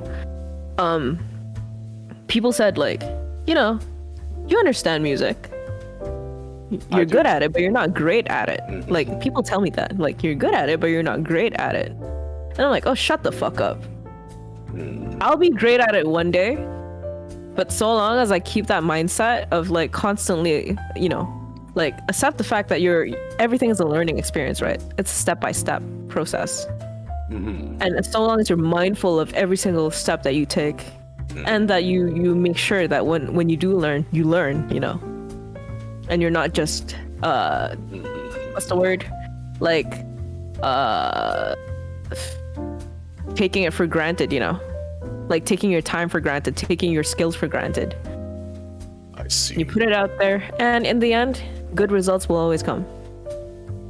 Sure, you'll have criticism here and there, and you are also your own worst critic too, especially since, you know, I'm a perfectionist and all that. I don't know about you, but I'm such a fucking perfectionist. So long as you don't let those details bog you down, and you just keep going and you just keep doing it in the way that you envision things to be, you're gonna get somewhere. And it applies no matter what age you're at. Just keep going, you know. This is correct. I say that because I kind of experience it myself. Although in contrast to your life, right? Mine was more on the line of where people also make fun of my voice, by the way, because I don't know how it started, right? But what people make comparison of, right? My looks in real life, and we are talking about the previous non-VTubing life, okay? Right. And my voice do not match. Same. Yeah. Okay, continue. And while I didn't find this weird at first, but then it started around high school where people would make fun of my voice, and I think that is how I slowly degraded into being a quiet kid in a way. Like, you saw the stereotype of the kind of a guy who spends all his time in the library and not interacting with much people. Dude, that was literally me back in high school, by the way. Same. I used to be that outgoing kid that did everything, and then suddenly I isolated myself at like the last 2 years of high school. It actually got worse for me in college years, because in college years, right, because I thought I was going to meet plenty of people and all of that, but turns out that instead of being happy, I got miserable. I see. What a turn of events, I know. So to put it simply, because I don't want to, you know, branch out too much with what's the word for it, with all the sad episodes of my life.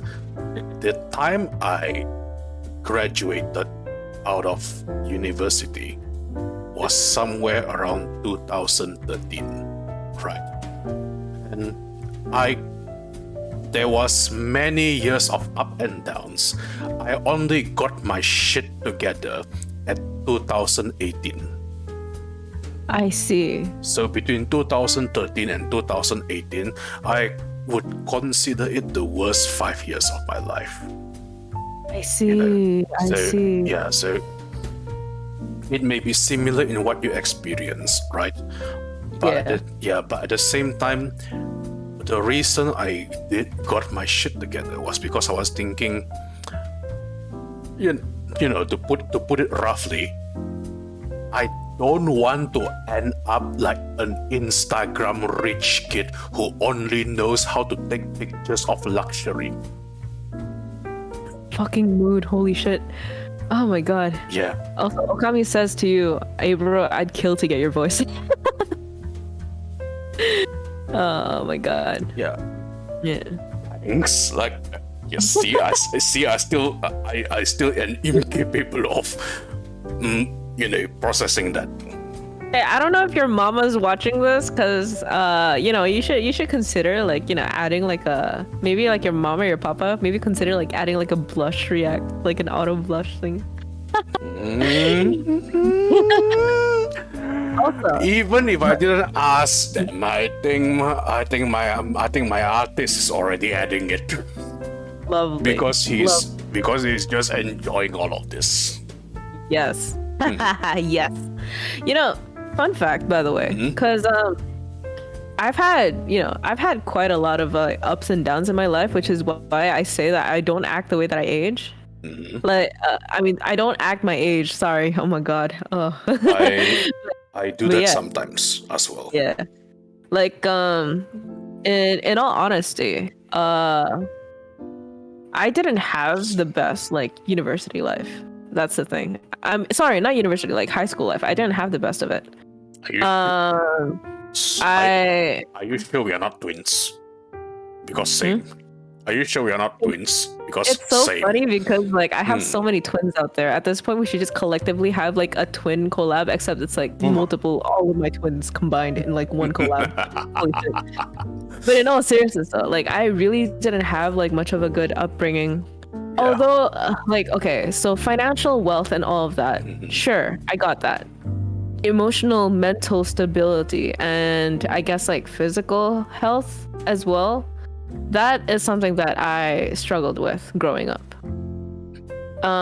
That's basically when you're constantly under pressure, you're constantly under pressure. You have to be a perfectionist. You have to the point where, because I realized my own imperfections, I got so critical of other people's imperfections, and I got so critical of other people's ideas and thoughts as well, that I constantly played devil's advocate. Just to challenge people out there, because I got so used to other people challenging me that I decided to challenge other people instead, just to counter them and say like, who are you to say like I am wrong when you yourself are fucking flawed, And so I've been a fighter for most of my life because of that. And people who know me well enough know that I'm very, very critical over myself and extremely critical over other people. It's just that I hold myself back from hurting people's feelings. And in a sense, like, at a certain point, I tried to learn how to have fun and all that, but in the end, like, I ended up ruining myself for the most part, which is why my rice purity test is that low, by the way. But yeah, and that was around the time when I realized, like, okay, should I keep the status quo then? Should I try my best to fit in? So I did try to fit in. I tried to learn the things that, were commonplace for people of my background. I tried to adapt. I let go of my ideals. And this lasted for maybe like 5 years or so as well. 5 to 6 years or so. Where I actually just let go of all the things I wanted to do and did all the things that I needed to do, at least based on the expectations that other people put on me. And those were the most miserable years of my life. In that I projected this image of perfection to so many people. People thought that I had my shit together. Like, you could ask Ray, she knows. A lot of people thought that I had my shit together. But really, all that is that I'm actually just somebody who just tries my best to make sure that I do things right, And in the end, like, I said fuck it. This year I said fuck it. I wanted to do something that I wanted to do, which is why I went into streaming and going back to music. But I don't regret those years, even though they were like miserable years of my life, I don't regret them. If anything, I'm grateful that I went through all that, because then I realized what I really wanted to do in my life. And I also picked up the skills that I needed to be able to do that as well. So, picking up skills while grinding out your work, right? Especially skills that you didn't know you need, but you find it interesting. That is such a mood, honestly. Yeah, I know, right? long before this, right? I graduated from a university with a bachelor's in filmmaking and digital television. right? Because it is required back in my home world for someone from my upbringing as well to know at least one art skill. So to be considered cultured, especially when your family is from the top shelf family. Yes, that is understandable. Yes. Like mine. So there are peers of my age, TLDR. I mean, other metal knights of my age, right? There are metal knights of my age who knows how to dance. Yes, we have dancing. Who knows how to sing? We have singing too. Who knows how to? What's the word for this? What do you call a person who specializes in stonemasonry? A mason. Oh, okay, right. And I had to find my own niche, right? And the next thing I know, my niche actually came from a place unexpected, to which even Ray praises it herself. It's script writing. Hey, nice. Yeah, Continue. it was something that I wasn't expecting as well, but you saw the proof of my script writing on my lore video already. So yes, your lore video was brilliant. Yeah. It was beautiful script writing right there. So I figured out I'm actually good at this, but I don't write that much scripts, even though I should keep at it to practice, just for the sake of practicing. But I think instead of scripts, I spend many years improving in general my writing skills. So this means a very deep understanding of knowing and toying around with the English language. Yes, because that is correct. Because I wrote primarily in English, right? So yes. I think it kind of culminated on the day where I told someone off. This is another funny story, right? I basically told this guy that there are over 1 million words in the English language, but there will never be enough to string together a sentence to describe how much I want to hit him with a chair.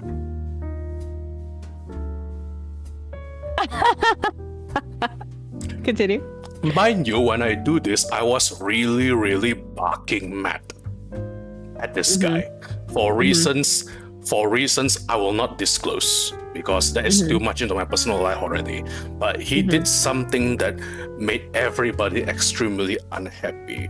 I told him to get his shit together. He was being extremely immature about it. So I basically told him, there is over 1 million words in the English language, but there will never be enough to string together a sentence to describe how much I want to hit you with a chair.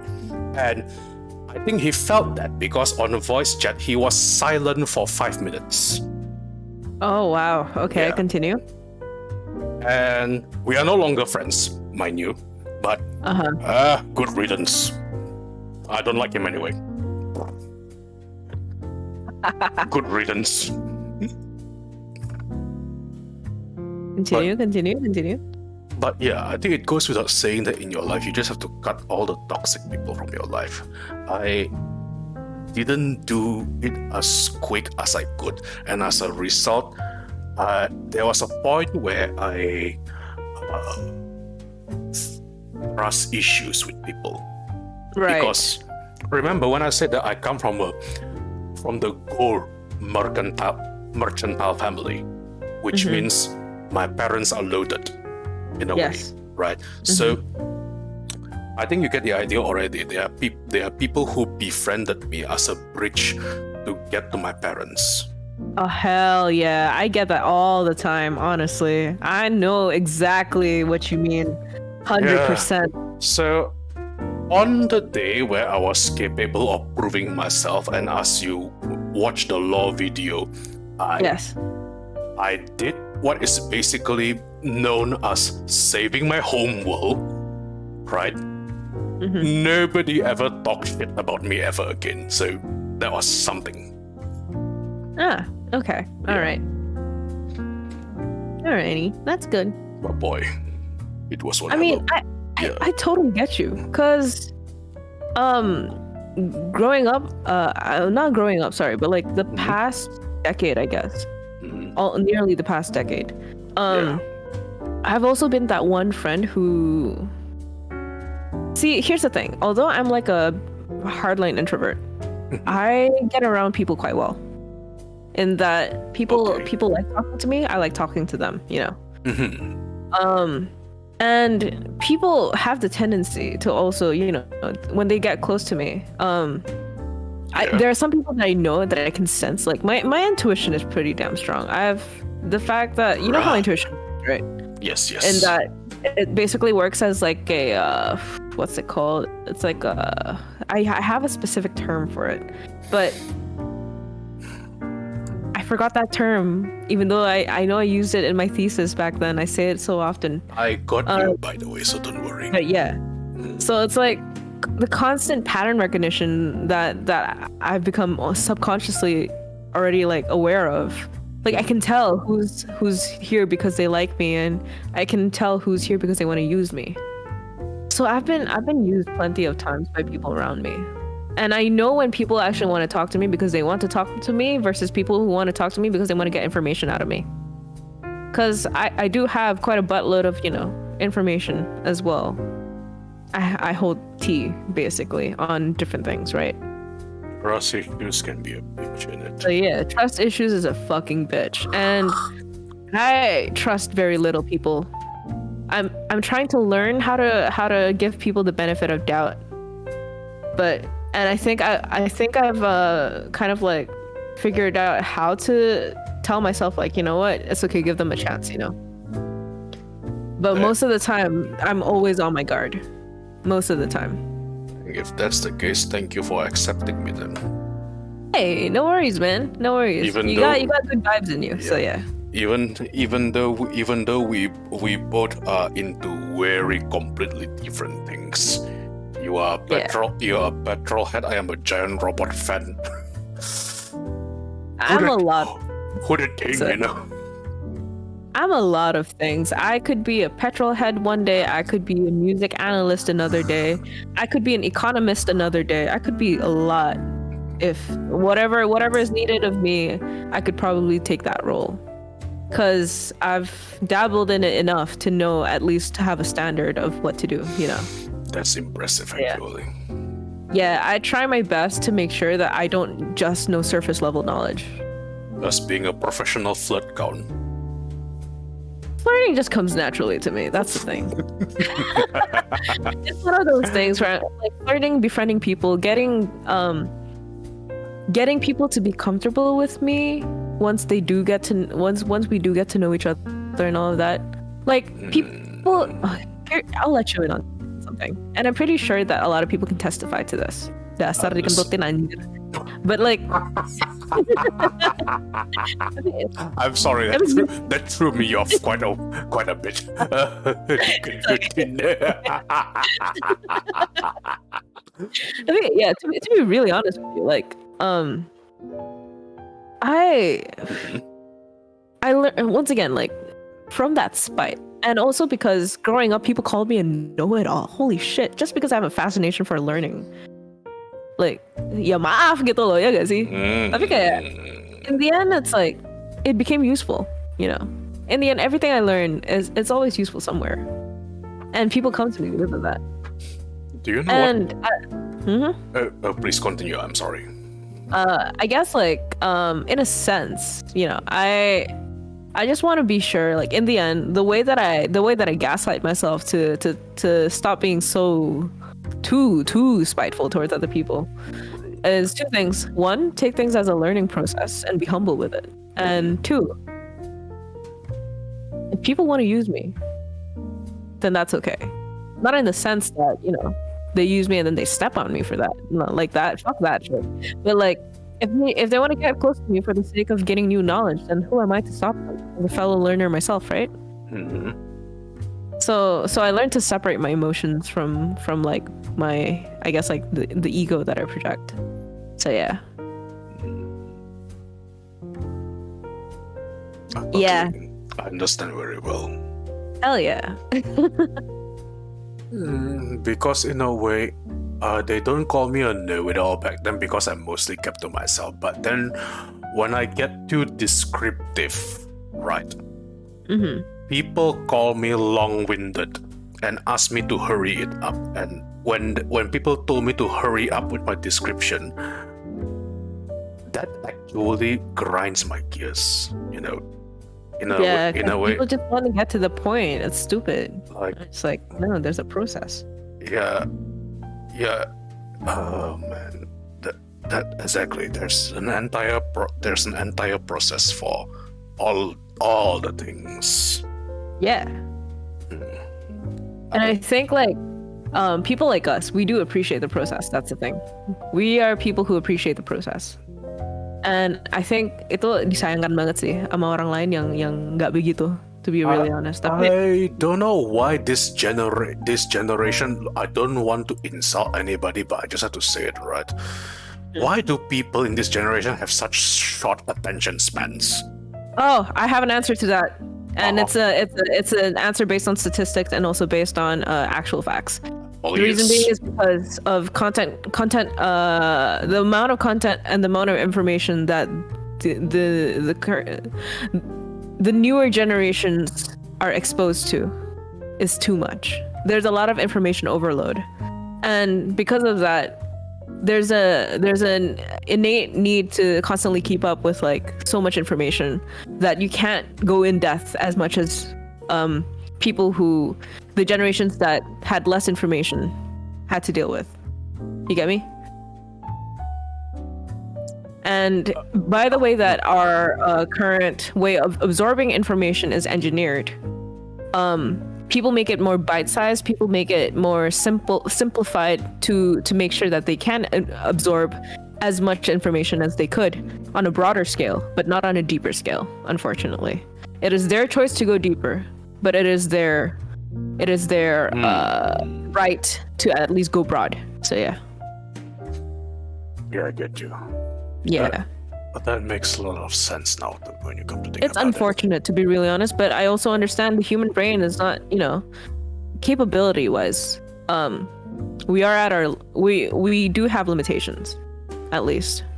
So we have to be understanding towards that, in that kids nowadays, they tend to be a bit more impatient with absorbing information and whatnot, and they prefer things just get to the goddamn point, all that stuff, Maybe that's a reason why nowadays video games are so fast-paced and they have minimalistic information.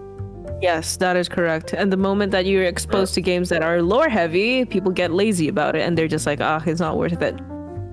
People are so like, especially like with the current gamification systems and whatnot, there's so many aspects to constant instant gratification as part of like a game mechanic, because that's what gets people hooked in. It's that constant win reward kind of like the reward cycle, basically.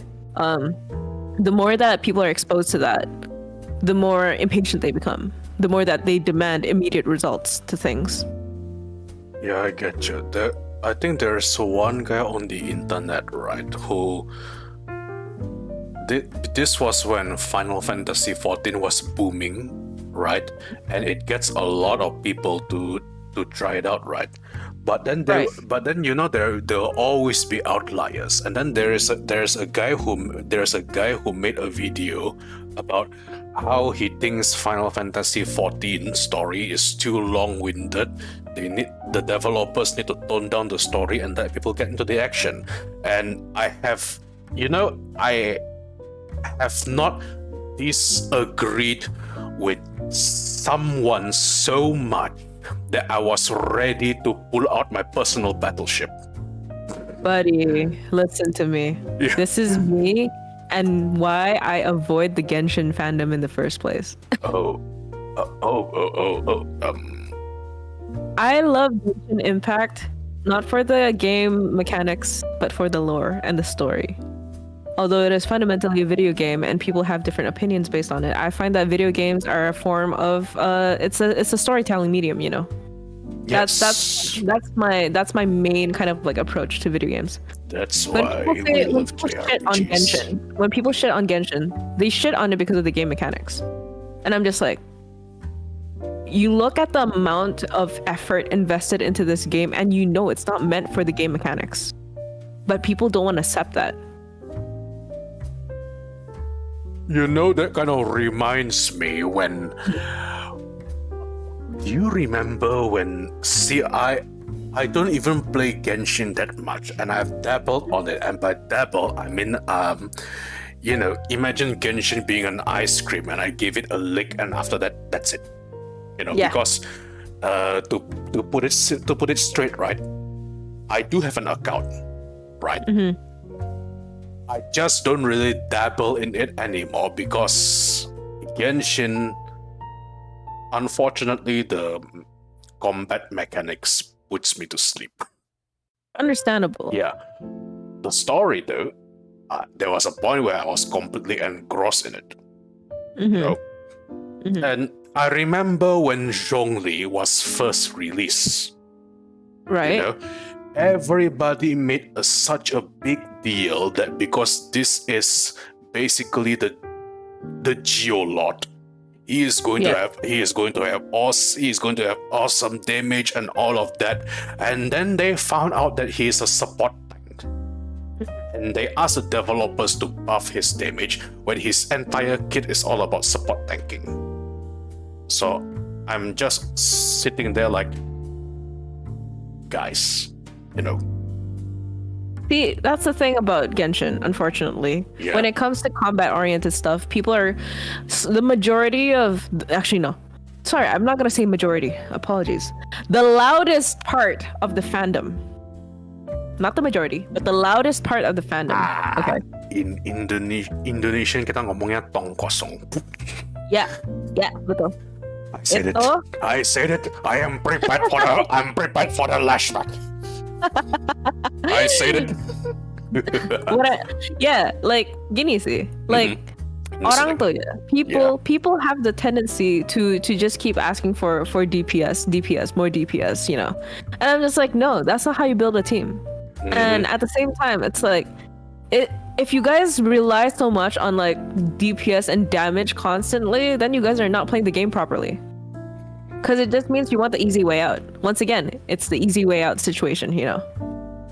And that's kind of the reason why I get so sick of the fandom, especially the ones that criticize. Like, okay, there are some valid criticisms regarding endgame content and whatnot. Like, I find that to be valid. Especially, you know, maybe the combat side does need a little bit more love. But in all seriousness, I'm happy with the current combat. I'm actually happy with it. And... The reason being is because I'm the type of person who doesn't really want to invest too much in technical aspects of combat. I'm the type of person who wants to explore, who wants to look at game worlds and think like, I don't have to be such a fucking like try hard expert in order to make sure that I you know succeed in playing this game and be satisfied with it. I just want to vibe. The game even on the higher end is already pretty casual when you come to think about it, right? Like, there's a reason why... What do you call orange-colored gear in Genshin? Sorry, what? What do you call the orange-colored gear? Is it like legendary or artifacts or... You mean like the rarity ones? Yes, like the high rarity ones? Yeah, the rarity. High rarity artifacts, yes.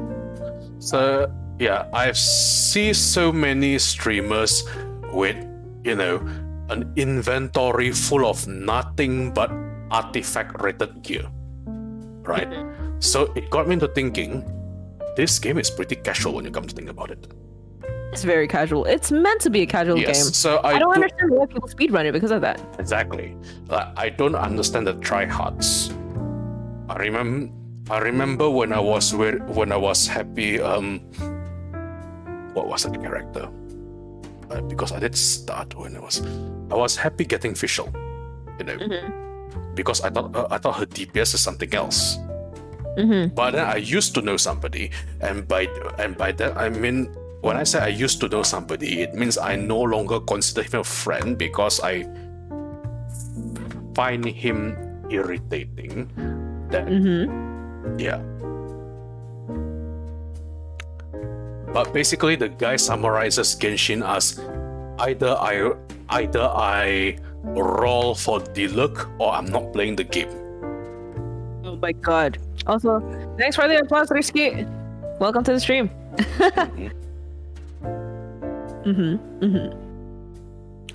Yeah. See, I'll be honest with you. I played Genshin at probably the best time. Is that so? I played Genshin in Kazuha's banner last year, not this year, last year. Which was basically before Inazuma was released, which meant that I had plenty enough time to enjoy my honeymoon phase with Genshin, aka the non-stop playing for the first month. And I had enough content to basically grind through all that, and then after that I started pacing myself a bit more once that honeymoon phase faded off. So I was in that good position to have like enough content to constantly grind through this game in not only like an excitable manner but also in the casual manner, you know.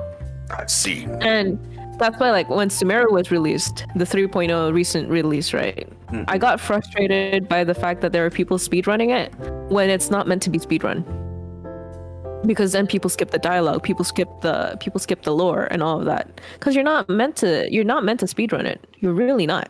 You're meant to pace yourself with it, really absorb it and understand. Because on a business perspective, everything that occurs before 3.0 was all the initial investment money that was put into MiHoYo or HoYoverse, basically. Yes. To create the what's the word? Apa sih namanya? Agatha, thank you so much for the resubscription. Hey. Thank you. Welcome to the stream. I was wondering where that noise comes from, so you know. Naruhodo. but yeah, like basically, if I think about it, right, like people nowadays they really just care about, you know, making sure that they get through the game quickly enough, and then after that they complain they don't have more content. Whereas like me, I play Genshin weekly. No, I don't play it every day. Oh dear, Rayne. I think that has been a thing, right? You know, rushing through content and then complaining not enough content. Exactly. That has been a thing since several years ago already. So even before Genshin, I know. I know this because there was a time where I heavily enjoyed World of Warcraft. Right. Continue. When I say I heavily enjoy it, do you know any of the expansion names and stuff like that? I don't know the expansion names. I only know about the Horde. Okay. Never mind. But I think either our chats would be able to explain, but I have been playing since the original Burning Crusade. None of that, you know, renew server stuff. But that was way back then, right smack in the middle of the Burning Crusade expansion. My friends introduced me to World of Warcraft, and that was also the day where I didn't see the sun for a very long time. Yes. Yeah. Continue. But then after that, after the Burning Crusade, the Wrath of the Lich King came along. There was an entire fiasco because World of Warcraft, I mean the Wrath of the Lich King, right, started a trend where you can queue to a dungeon anywhere in the world using a dungeon finder system. This is something that is already a feature in Final Fantasy, but the idea of the dungeon finder system, I think, was originally introduced in World of Warcraft. And you know, it was meant to be easy. You basically group up with people from different servers, put them in the same data center, right, and put them in the same like huge blocks of servers. So you don't have to spend hours looking for people just to run a single dungeon. Yeah. Right. When the dungeon finder was introduced for the very first time, people were so angry at a tool which is meant to increase the quality of life of your gaming experience. Right. You know, because what people feared, right, was that this will turn video gaming into not video games, but a series of instant gratifications. Okay? But nobody buy them because they said everything is going to be fine. And I think that kind of started a chain of gamers who just want to be instantly gratified because somebody exploited this feature, you know? And but it's not an exploit anymore, but at the same time, people figure out that you could just do nothing but run dungeons using the dungeon finder, and you will still be able to level up all the way to max level. So you don't have to go through the zones, you don't have to do quests to read the story and all of that. People want to skip all the quests and just, you know, speed run using the dungeon finder. And yeah, basically. So, oh man, yeah, how games have devolved. But then again, like once again, I also understand why that is the case, because on an industrial perspective, it's also because there's just so much game content out there that's not just from a single game. And because there's a constant like broadening of like exposure to games, you know, that people don't have the energy to just go deep into one. But it's not like something that you play every day. You just play it because you want to kill time, in a way. That is true. But yeah, it's just unfortunate, really. The more that I look at the current scope of the gaming industry, I'm just wondering, like, what's the value of new games then, if you're just constantly just oversaturating the industry instead? And then that also leads to like a question of like the value of old games as well. There's a shelf life now with games in the end. In order for you to keep capitalizing on it, in order for not you, sorry, but like developers and whatnot, and people sometimes shit on like, you know, the capitalization of games. Well, the thing is, they don't come for free. They have people to pay, you know. True. And yeah, it's just unfortunate to see how. And from that comes a culture of people who are either threatening or telling the developers to rush development. Yeah. Oh my God. Yeah. Oh man, it's just really unfortunate to see that. I'm hoping that there would be a change in mentality. I have a little bit. When I say a little bit, I mean like it's like a smidgen of hope, you know, that maybe there is a possibility that, you know, this mindset could change among the consumers. But my skeptic, and I guess not even my skeptic ass anymore, it's my realistic ass going like, nah, unfortunately, the era of deep games and whatnot being appreciated by the masses, it's difficult. It's too difficult to achieve. I think that's also why when they announced that they're going to remaster an old game, and I was very excited for it because I lost my no, they didn't actually have a remaster. It's a sequel for a game, right? I got very excited for it, but then people don't get it because it's a tactical turn-based RPG. Yeah. Right? And I don't really have people to, you know, gush along with, because tactical turn-based RPGs are now being shat on because people say it's too slow. But while I'm here, like, I enjoy everything about it. Do you know Brigandine? I've heard of it. Yeah. Yeah. It was a PS1 game, right? Yeah. It never had a sequel until until 2022, they just decided, hey, we have a sequel for the PS1 game. And my old soul was like, what? Oh my god. Yeah. Oh my god. Like, you know that overwhelming feeling, right? Yeah.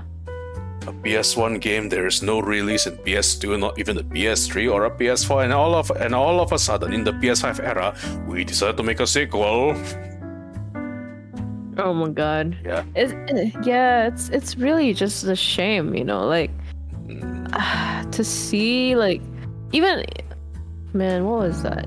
What was that? There was a remake of a game that I was into. Yeah. But this was like years ago. And every single time, like every single time, oh my god, I think the alcohol is getting to me. Shit. Are you going to be okay? I'm fine, I'm good. It's just that I'm starting to lose my train of thought because it's vodka we're talking about here. Fuck. But every single time like I talk about games with like new games and whatnot that shows up in at least among like my friends who are also, you know, working in game studios and all that. Hi Shin, good evening, welcome to the stream. Yeah, like oh my god, I'll expose myself here. I also dabble in the gaming industry. That's the thing. Oh. At least in my day life, I do dabble in the gaming industry. Specifically in the corporate aspect of it, like in the corporate strategic aspect of it, and just to see like the roadmap and whatnot, and see how the game can develop and what the phases are of like releasing the game, what do we need, etc., etc., etc. That's my life. That's my day life, by the way. And I'm very passionate about a lot of the business aspects of the gaming industry. It's just that it's so, especially in the market, because I do market research as well. Before I dabbled into corporate strategy, I did research and not research and development per se, but more so research, like market research and industrial research and whatnot, right? And it's just sad to see that a lot of people, like the way that sometimes the way that remakes are being treated. Yeah. It's a bit of a shame in that they don't market it the same way to by that you mean like cash grabs? Yeah, it becomes cash grabby, and sometimes they also, like, if it's a really good game, they don't market it that well, and it doesn't get the reception that it should, you know, to the new generation. Because when they do make remakes, they intentionally make it so that the new generations can be exposed to the initial games, you know. And also to protect their IP, of course, from, you know, copy expiration of like ownership over the IP. Understood. So they have to renew it. It's the same with Disney movies, by the way. They have to. The reason why they made like those live remakes is not because they want to, you know, refresh it, but it's purely because they just they just want to protect their assets. Yeah, and it's just a shame to see like their intentions of doing that. Sorry, could you elaborate more on that? Protecting assets by making remakes. Yeah, because legally IPs can expire. Like they have like an expiry date. Becomes public. Yeah. Is that so? Yes. That actually explains why they remade Dumbo, the movie. Yes, that is correct. They remade Dumbo. They remade Lion King. What else did they remake? Yes. So. Yeah. Wow. Now that all makes sense. Exactly. It's not necessarily for cash grab. It's just to protect their IP that it's Disney owned, you know. Yeah, I was wondering live action adaptations and all that. So I'm here like, why do we need a live action adaptation of The Lion King? And now that makes sense now. Yeah. Also, I got a question from Martin. Just curious, sorry for a really weird question. I was thinking of applying art internship for the game company like Blizzard or Riot Game. What do you think the recruiter would be looking for? First of all, if you're going for art, always prepare an art portfolio. It's very important for you to make sure that you have a portfolio in it. And you have to make sure that your portfolio, the artistic style that you're going for, as well as just just kind of like the skills and especially if you're doing concept art and whatnot, it has to vibe with their style, what they're looking for. They don't just kind of hire you just because you can do art, but it has to make sure that you have to make sure that your skills are and the style that you provide is adequate to their style and expectations and standards, really. Does that mean we're gonna have them again in a couple of decades? Yes. I'm pretty sure that unless the company goes bankrupt, they would try their best to protect their IP as much as possible. So, yeah. On a corporate side of things, that is how it is. It is how it works. I have a message from my chat, right? That's why the original Hellraiser sequels kept coming out. Hellraiser has a sequel. Yeah, so the reason why they make sequels as well is also to make sure that their IP stays relevant, so that they have a cash flow that can basically secure their earnings through the IP. You know. Once again, a company needs to stay afloat. Yeah. So, mind you, I look at businesses very pragmatically. I don't attach any emotion towards them. So, this is just my analysis. Yeah, that explains all the remakes now. Yeah. Hi Haru, welcome to the stream. And yes, 4 months fine. Good luck. Yeah, I am somehow both amused but also slightly. How do I describe this feeling? Holy shit! Why don't we have remakes from Japanese anime though? Maybe because the legal law is different, and once the IP is being made, it gets protected for life. Yes, that is correct. Japanese IP approach is very much different from like the rest of the world, really. And that's kind of the reason why there's been a lot of IP disputes as well with Japanese creators, because they don't understand what fair use is, and a lot of other things. I guess. That makes sense, because there is no fair use law amongst Japanese in the Japanese copyright law. So that's why they go down on they go on takedowns very much so. Yes. It's not because they don't like it's not because they don't like what people do, but it's because they are just following what their law is supposed to do. So that explains why so many people are angry that the Japanese don't understand fair use law, because they don't have one. No, they don't. Yeah, that's why. It's really I don't know how to say this, but like I think they're starting to learn, to be really honest. I think they're finally starting to have a little bit more understanding of like global copyright, like the common copyright laws and whatnot. I agree. But the newer companies are doing that. Yes. Right. The thing is, like, a lot of Japanese companies are very, very much rigid in the way that they approach their rights to ownership and whatnot, you know. And honestly, like, I understand, because Japan has always been culturally closed. They've only been open more recently. I mean, they did open like some eras ago. Like, was it the Meiji Restoration? I forgot, but it was the time when they were very much open with like, yeah. But then they closed themselves off really tightly, and to the point of, no offense to any Japanese watching here, but to the point of at times xenophobia. So, yeah, they're traditionally, Japanese people tend to be very Japan-centric. Though I'm pretty sure that stereotype is finally breaking. I've seen quite a lot of different opinions now based on our current generation. Based on my personal experience, right? The xenophobic ones tend to be the elderly. Yes, that is correct. The younger generation, you know, to explain this, as I am currently attending a Japanese art school in Osaka, so I kind of experienced this firsthand, right? Not to mention this is an art school, so art students in general tend to be very quiet. Yes. Okay? they don't talk to you not because they don't like you, but because they have no idea what on earth do they want to talk about, because most of them have never seen a foreigner in their lives, you know? God. So I am basically in an art class, right? Full of Japanese kids who basically just got out of high school. You know, right? Yeah, and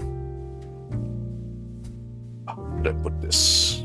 There are 26 people in my class, including me. Yeah, right. 20 of those are girls. Wow. Okay. It's an art school, right? And so that means they are even more reserved. If you know what I'm saying. That is true, yeah. Yeah.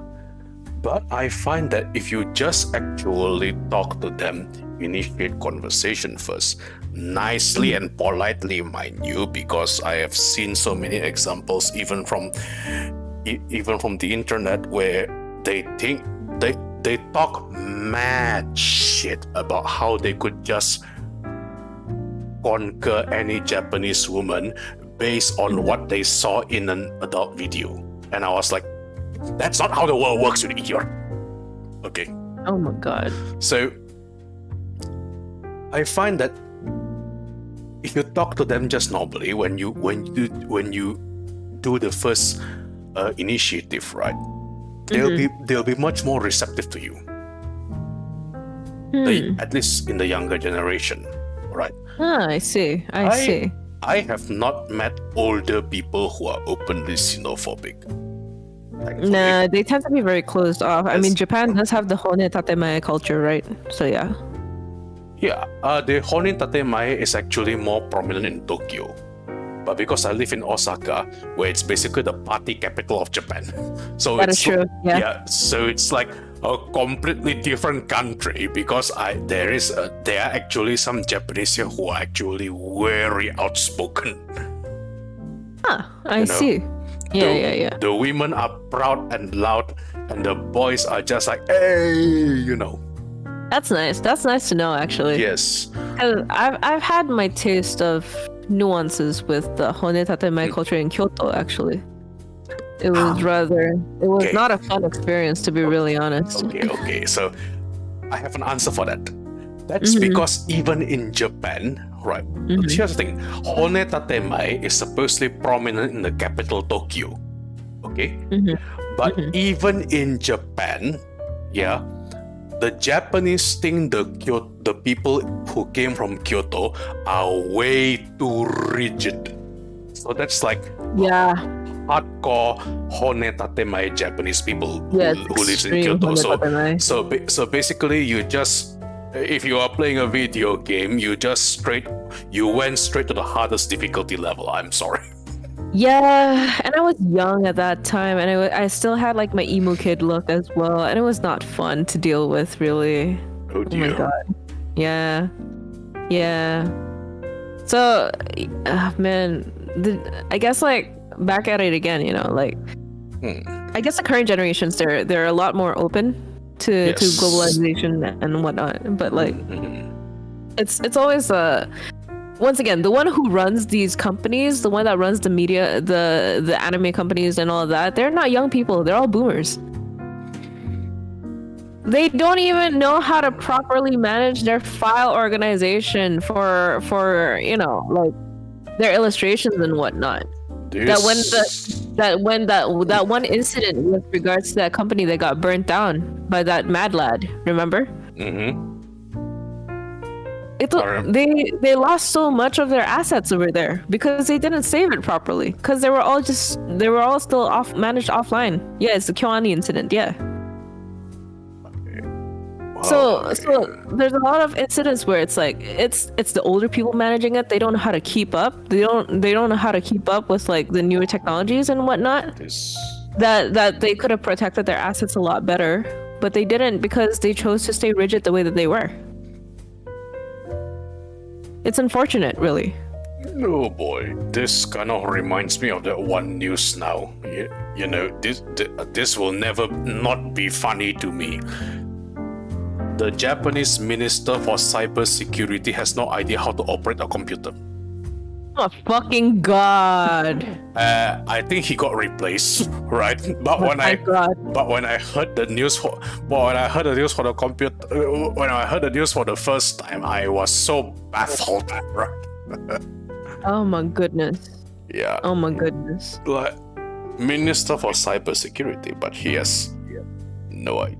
He apparently he actually admitted in an interview, and what an honest politician when you come to think of it, right? He actually admitted in an interview that he has never used a computer in his entire life. I see. So, wow. You know. Oh, hold on.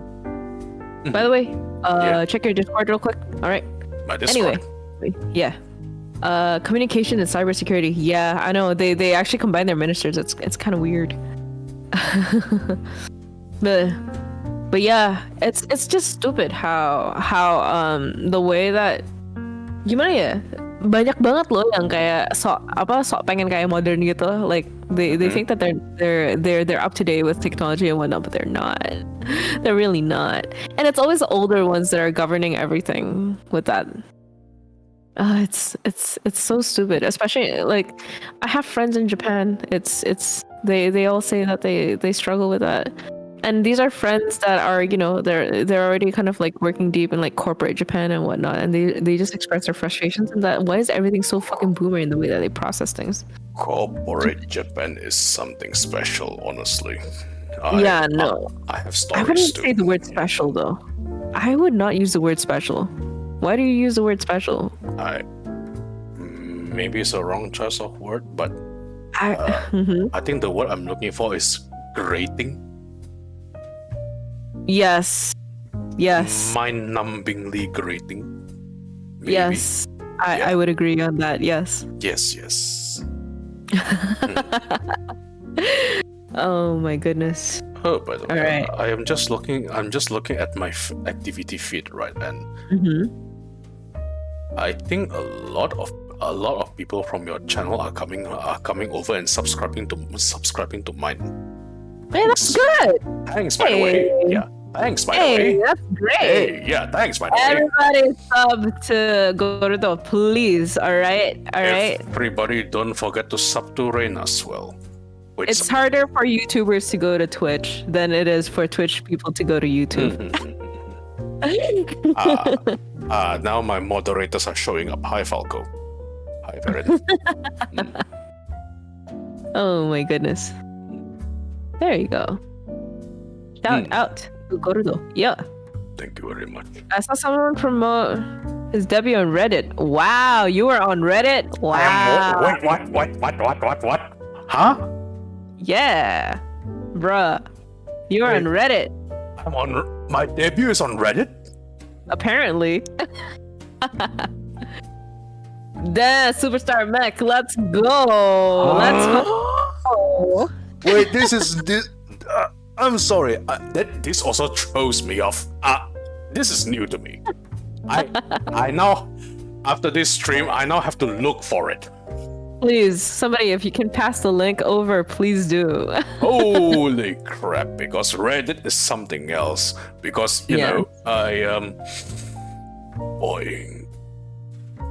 Boy, indeed. Damn share, please. Yeah, damn. Yeah, yes, I mean, damn share, please, because all this time I thought I wasn't big enough to go there. Don't worry about it.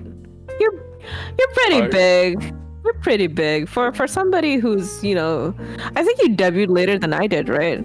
Your growth is insane, bro. I believe so, yes. You're doing really well. You're doing really well. I'm doing really well. And my chat is being sus. No, I am not referring to that when it comes to big.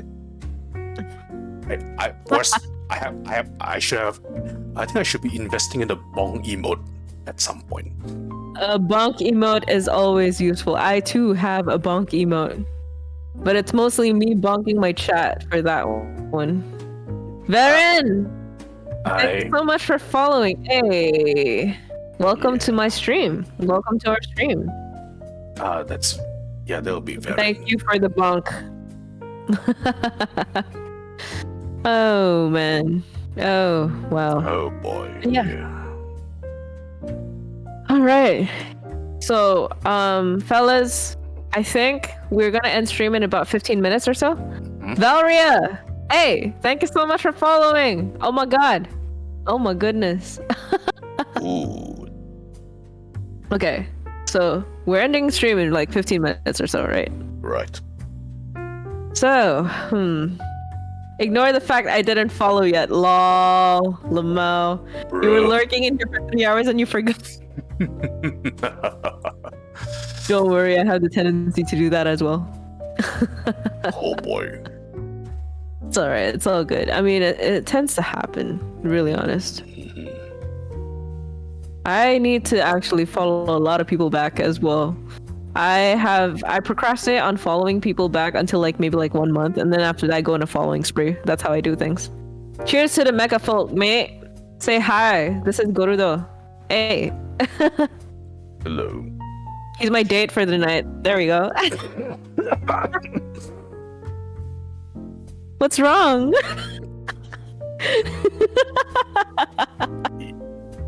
That's not how we set this up earlier, but I guess so. I mean, technically, it's just the two of us, so it's fine. Don't worry about it. Also, Valeria, get well soon on your foot pain. Oh my goodness. Jeez. No, chat, I am not blushing. Nah, he is. He actually is. I can sense it. Dear God.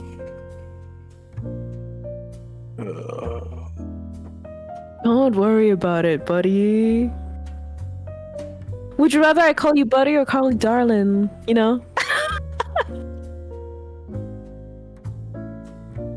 you're going to call me darling, I'll be calling you dear as well. Well, I don't mind the pet names. Ayo. Oh, there is a Reddit link. All right, let's go. Then I perceive. Then we are in an agreement. Then. Yes, of course. Of course we are. Link. Okay. Oh my god. A mecha. Yes, full on mecha. Vtuber made his debut recently. His name is Gold Guardian. I've seen him around a bit since 2020. It seems that the time between then and today was used well in order to make a grand entrance. His debut stream is here. He has his own lore video as well as a full-on vintage mecha anime themed OP song. He seems to want to stream in EN mainly, which is good for an overall audience capture. Also interested in tokusatsu and screenplay writing, which is one hell of a combination of interests. I am looking at this right now, and like I said, I am still very baffled. I like how Rayne is intentionally making things worse for Gorudo. Yeah, pretty much. This is 2 months ago. Oh, shit. Yeah. A Transformers knockoff. And I'm loving it. Try Egosa on our virtual users, not any. Sometimes I do talk like I am Optimus Prime, but that's mostly to myself.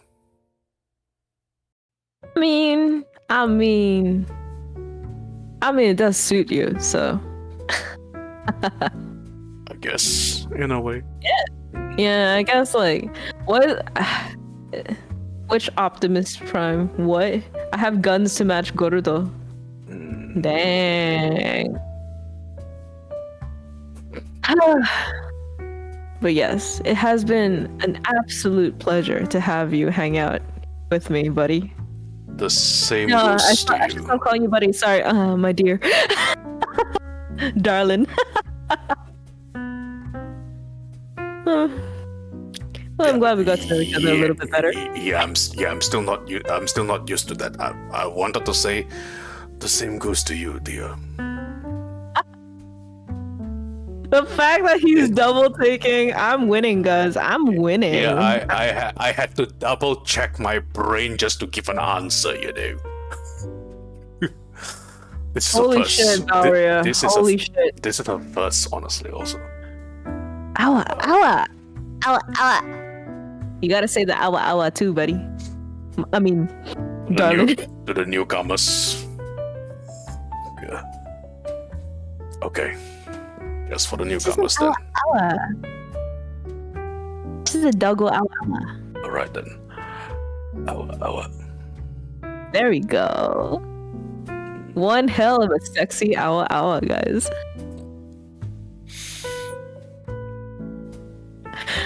I will keep breaking him until the end of the stream. Please encourage me. Alright, I'm up for it. I'm up for it because I think we talked about this earlier, but somehow our conversation got derailed. Was it a flirt challenge or something? Apparently, yeah, I guess it's a flirting challenge, though I'm not sure if you could actually keep up with me. I mean, I've already broken you how many times today? I wouldn't call it broken, more like stunned speechless, I think. Broken, doesn't broken actually imply that I am feeling something?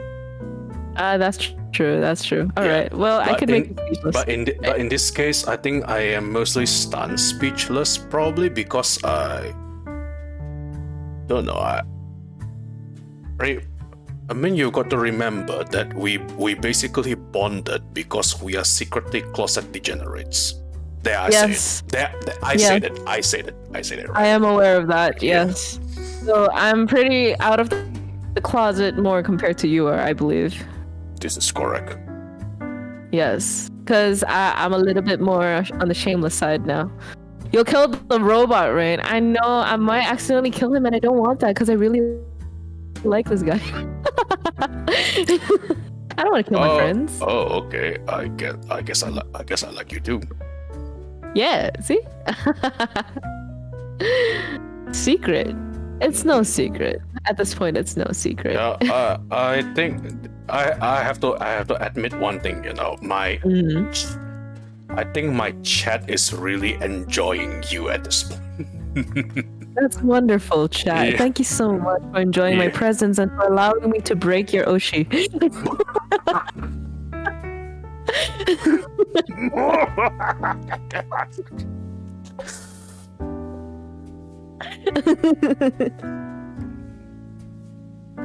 I have no words for that.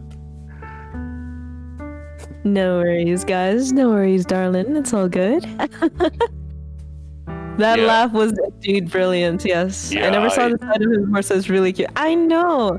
I have the tendency to get guys to show different sides of them to me, and it's wonderful. And I love that. I absolutely love the fact that I get to expose them like this.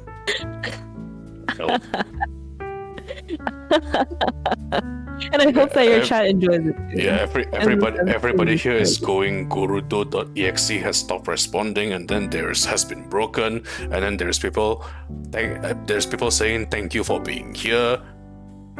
Clippers, please do your work. Do not clip. Clippers, please do your job. Oh dear Lord. Please do. Wait a minute. I have given you so much power now by exposing this side of them. Oh dear Lord. Okay. I guess it's up to them. I guess if you want to clip both of us, right, just don't clip it out of context like some clippers who are cloud chasing. So that's about it, really. Truly, when you get him to go, what is the best one? Indeed. Well, in that case, buddy, oh my god, I have to get used to this. Darling, yes, do you have anything that you would like to share, to promote to my chat before, we close the stream? Mm-hmm. We still have like 8 minutes or so, but you got time. Let's see. I predict this is going to be next month, right?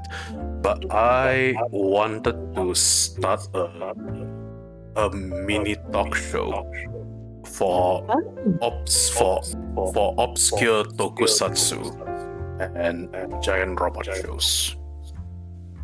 Ooh, interesting. If you guys are into that. Yes, it's still on the works, right? Oh. But I talk about this to my viewers before. Yeah. Mm-hmm. And yeah, so technically we'll probably be starting with the popular titles, and then because I love obscure shows, so we'll probably be talking about that too. Because initially this is my entire intention on wanting to become a VTuber, right? Okay. Although somewhere I might have want to gauge the interest of my viewers first, and then I may also have lost track a little, but yeah, got to remember your goals and priorities, you know. It's all good. It's all good. Wonderful. Awesome. Guys, don't forget to follow Gorudo, alright? Give him some love, okay? And Hydra, welcome to the stream. Do the same thing for her. Go follow her, go give her lots of love and all of that. Thank you. Well, in any case, Choto, my VTube studio has frozen again once more on me. Yeah. Is that all that you have to promote? Yes, I believe so. Alrighty. Well, I'm gonna just get a little bit of an announcement, guys. If you guys didn't check Twitter, it seems that I am going to be appearing as a guest tomorrow on Vistalk, which is Vistoria's talk show. Yay. So feel free to come by tomorrow. It will be on Agata7's Twitch channel. I'm gonna post the link to the tweet here. All right, the promotional link. And yeah, I will see you guys tomorrow as I get interviewed there. Apparently. Hang on, you're saying Agata7 is hosting it? Yes, Agata7 will be the talk show will be hosted on Agata7's channel. So that's a member of my free company, I think. Small world. What? Small world. Oh my. Yeah. That is indeed a small world. Oh my god. Agata has such a lovely voice, though. Like, I love his singing so much. Yeah, I think he posted his cover in our free company Discord, and yeah, it's like what you said. I see. Well, I hope that you guys can come by and visit the stream tomorrow as you guys get to know me better over there. I actually didn't think that I would even get on this talk show in the first place, but apparently I got invited, so I'm really excited and also really nervous. I think after tonight you have at least 10 more people from my chat knowing a whole lot more about you. Wonderful. Because as I said earlier, they love you and they find you really entertaining. Aww. Thank you so much. Thank you so much. Most definitely not because she nearly broke me. Also, the horde that comes for you, thank you so much for following. Welcome to the stream. Unfortunately, I'm about to end it though, but yeah. Well, in any case, it was lovely to have you here, darling. I really appreciate it, and I hope we can do this again. Of course. Hang on, I'm still trying. What's the word for it? What? What's the word for it? Anything for you, dear. Oh, wow. No. Lovely. Before you end it, guess what I just did? And it's in D&D if you know what that is. Did you TPK your party? I hope you didn't TPK your party. Oh my god. Oh boy. Oh, thank god you didn't TPK your party. Jesus Christ. Oh my god. Did you kill a dragon by seducing it with a bard character? I don't know, man. It's like just D&D things at this point. But yeah. Do you play, by the way, D&D? Yes, actually, next Thursday I'll be having my second episode of D&D game that I'm playing in. It's DM'd by my friend Edsvin, and I'm playing with 3 other lovely people: the Red Donkulus, Ishi Tanuki, as well as Josh Art. No, somehow they managed to seduce a god. Nice. Well, Nice. if you ever need an extra player, you can always book me. Ooh, of course. Actually, if I have the time, I need to schedule a time for this, but if I have the time, because I've been planning to do this for a while now, but I never have the goddamn time to do it. I really want to run a D&D session as well, like a one-shot session for people. Cause yeah, I really want to. I've been a player for all these years. I've been playing D&D since like 2018, I think, 2017, 2018, somewhere around there. Ooh. And yeah, every single time I find myself becoming a player more so than I become a DM. But I really, really, really wanna become the DM for once. They don't know who the god is, so I'm looking forward to it. Someone's gonna die. Oh my god. I have only recently dabbled in D&D because I do have a campaign running with a friend of mine as a DM, and I think a few moons ago I did that. But I do want to try being a DM just once, just to experience and see what happens. You know. Well, yeah. I mean, it is once again like if you're a storyteller, being a DM is fun, very, very fun. So yeah. We can talk about it more sometime. I look forward to the day it happens. Also, from Xiao, looking forward for you to broke. No, she is not breaking me. One day, when the mood is right, and when the time is opportune, I will seize my opportunity to break this guy. I also think she's mentioning on the next collab, which is coming on the 3rd of November, I think. Yes, that is Final Fantasy, yes. Yes, we already decided that we'll be playing Final Fantasy. The only character in my campaign that's not allowed to die is a goblin named Fluffles. It's the play's first time, all the other veterans. Naruhodo. Got you. Alright then, Gorudo, once again, a pleasure to have you here. It has been really fun and a very lovely night. The same. And I believe it's quite late in your place as well, so... Yeah, yes. It's honestly, I didn't. The thing is, I had so much fun interacting with you that I forgot the time myself. Then when you say check your DMs, right? And then I would look at my clock as well, and I was like, holy crap, it's 1 in the morning, and time just went new. Yeah. All right, guys, everybody, please once again support Gorudo, okay? Support Rayne as well. Don't forget to follow her. Right. If you guys want to follow, if you guys want to check Gorudo out on Twitter as well, it's at Gorudo Gardner, and my Twitter as well is Rayne X Anana, the same as my Twitch. All right. I put her credentials in the link down below this stream. So if you don't check her out, I'll be very upset. Well, in any case. Thank you so much for the evening. And everybody in chat, before we go, let's go raid somebody, okay? Let's go raid somebody real quick. I can raid on YouTube, but I send my regards. Alright, we'll do. Yes. We'll do. I think we're going to go and raid Sheena. Sheena's playing Overwatch, so yeah. Raid Sheena Day. Alright, guys. It's been lovely. The raid message shall be Robo Angel raid. There we go. Robo Angel raid, okay. Wow. Yeah. That will be the raid message, okay? Alright. Thank you so much. And yes. Thank you so much as well. Yeah. Otsuka Rayne. Let's fucking go. Otsuka Rayne. Yeah.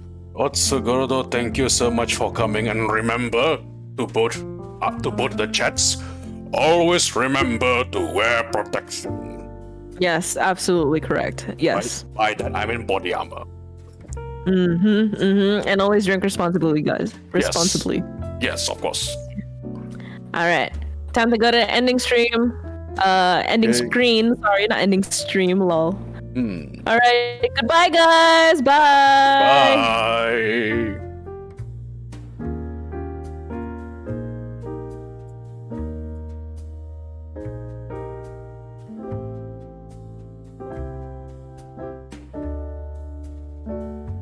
Nice.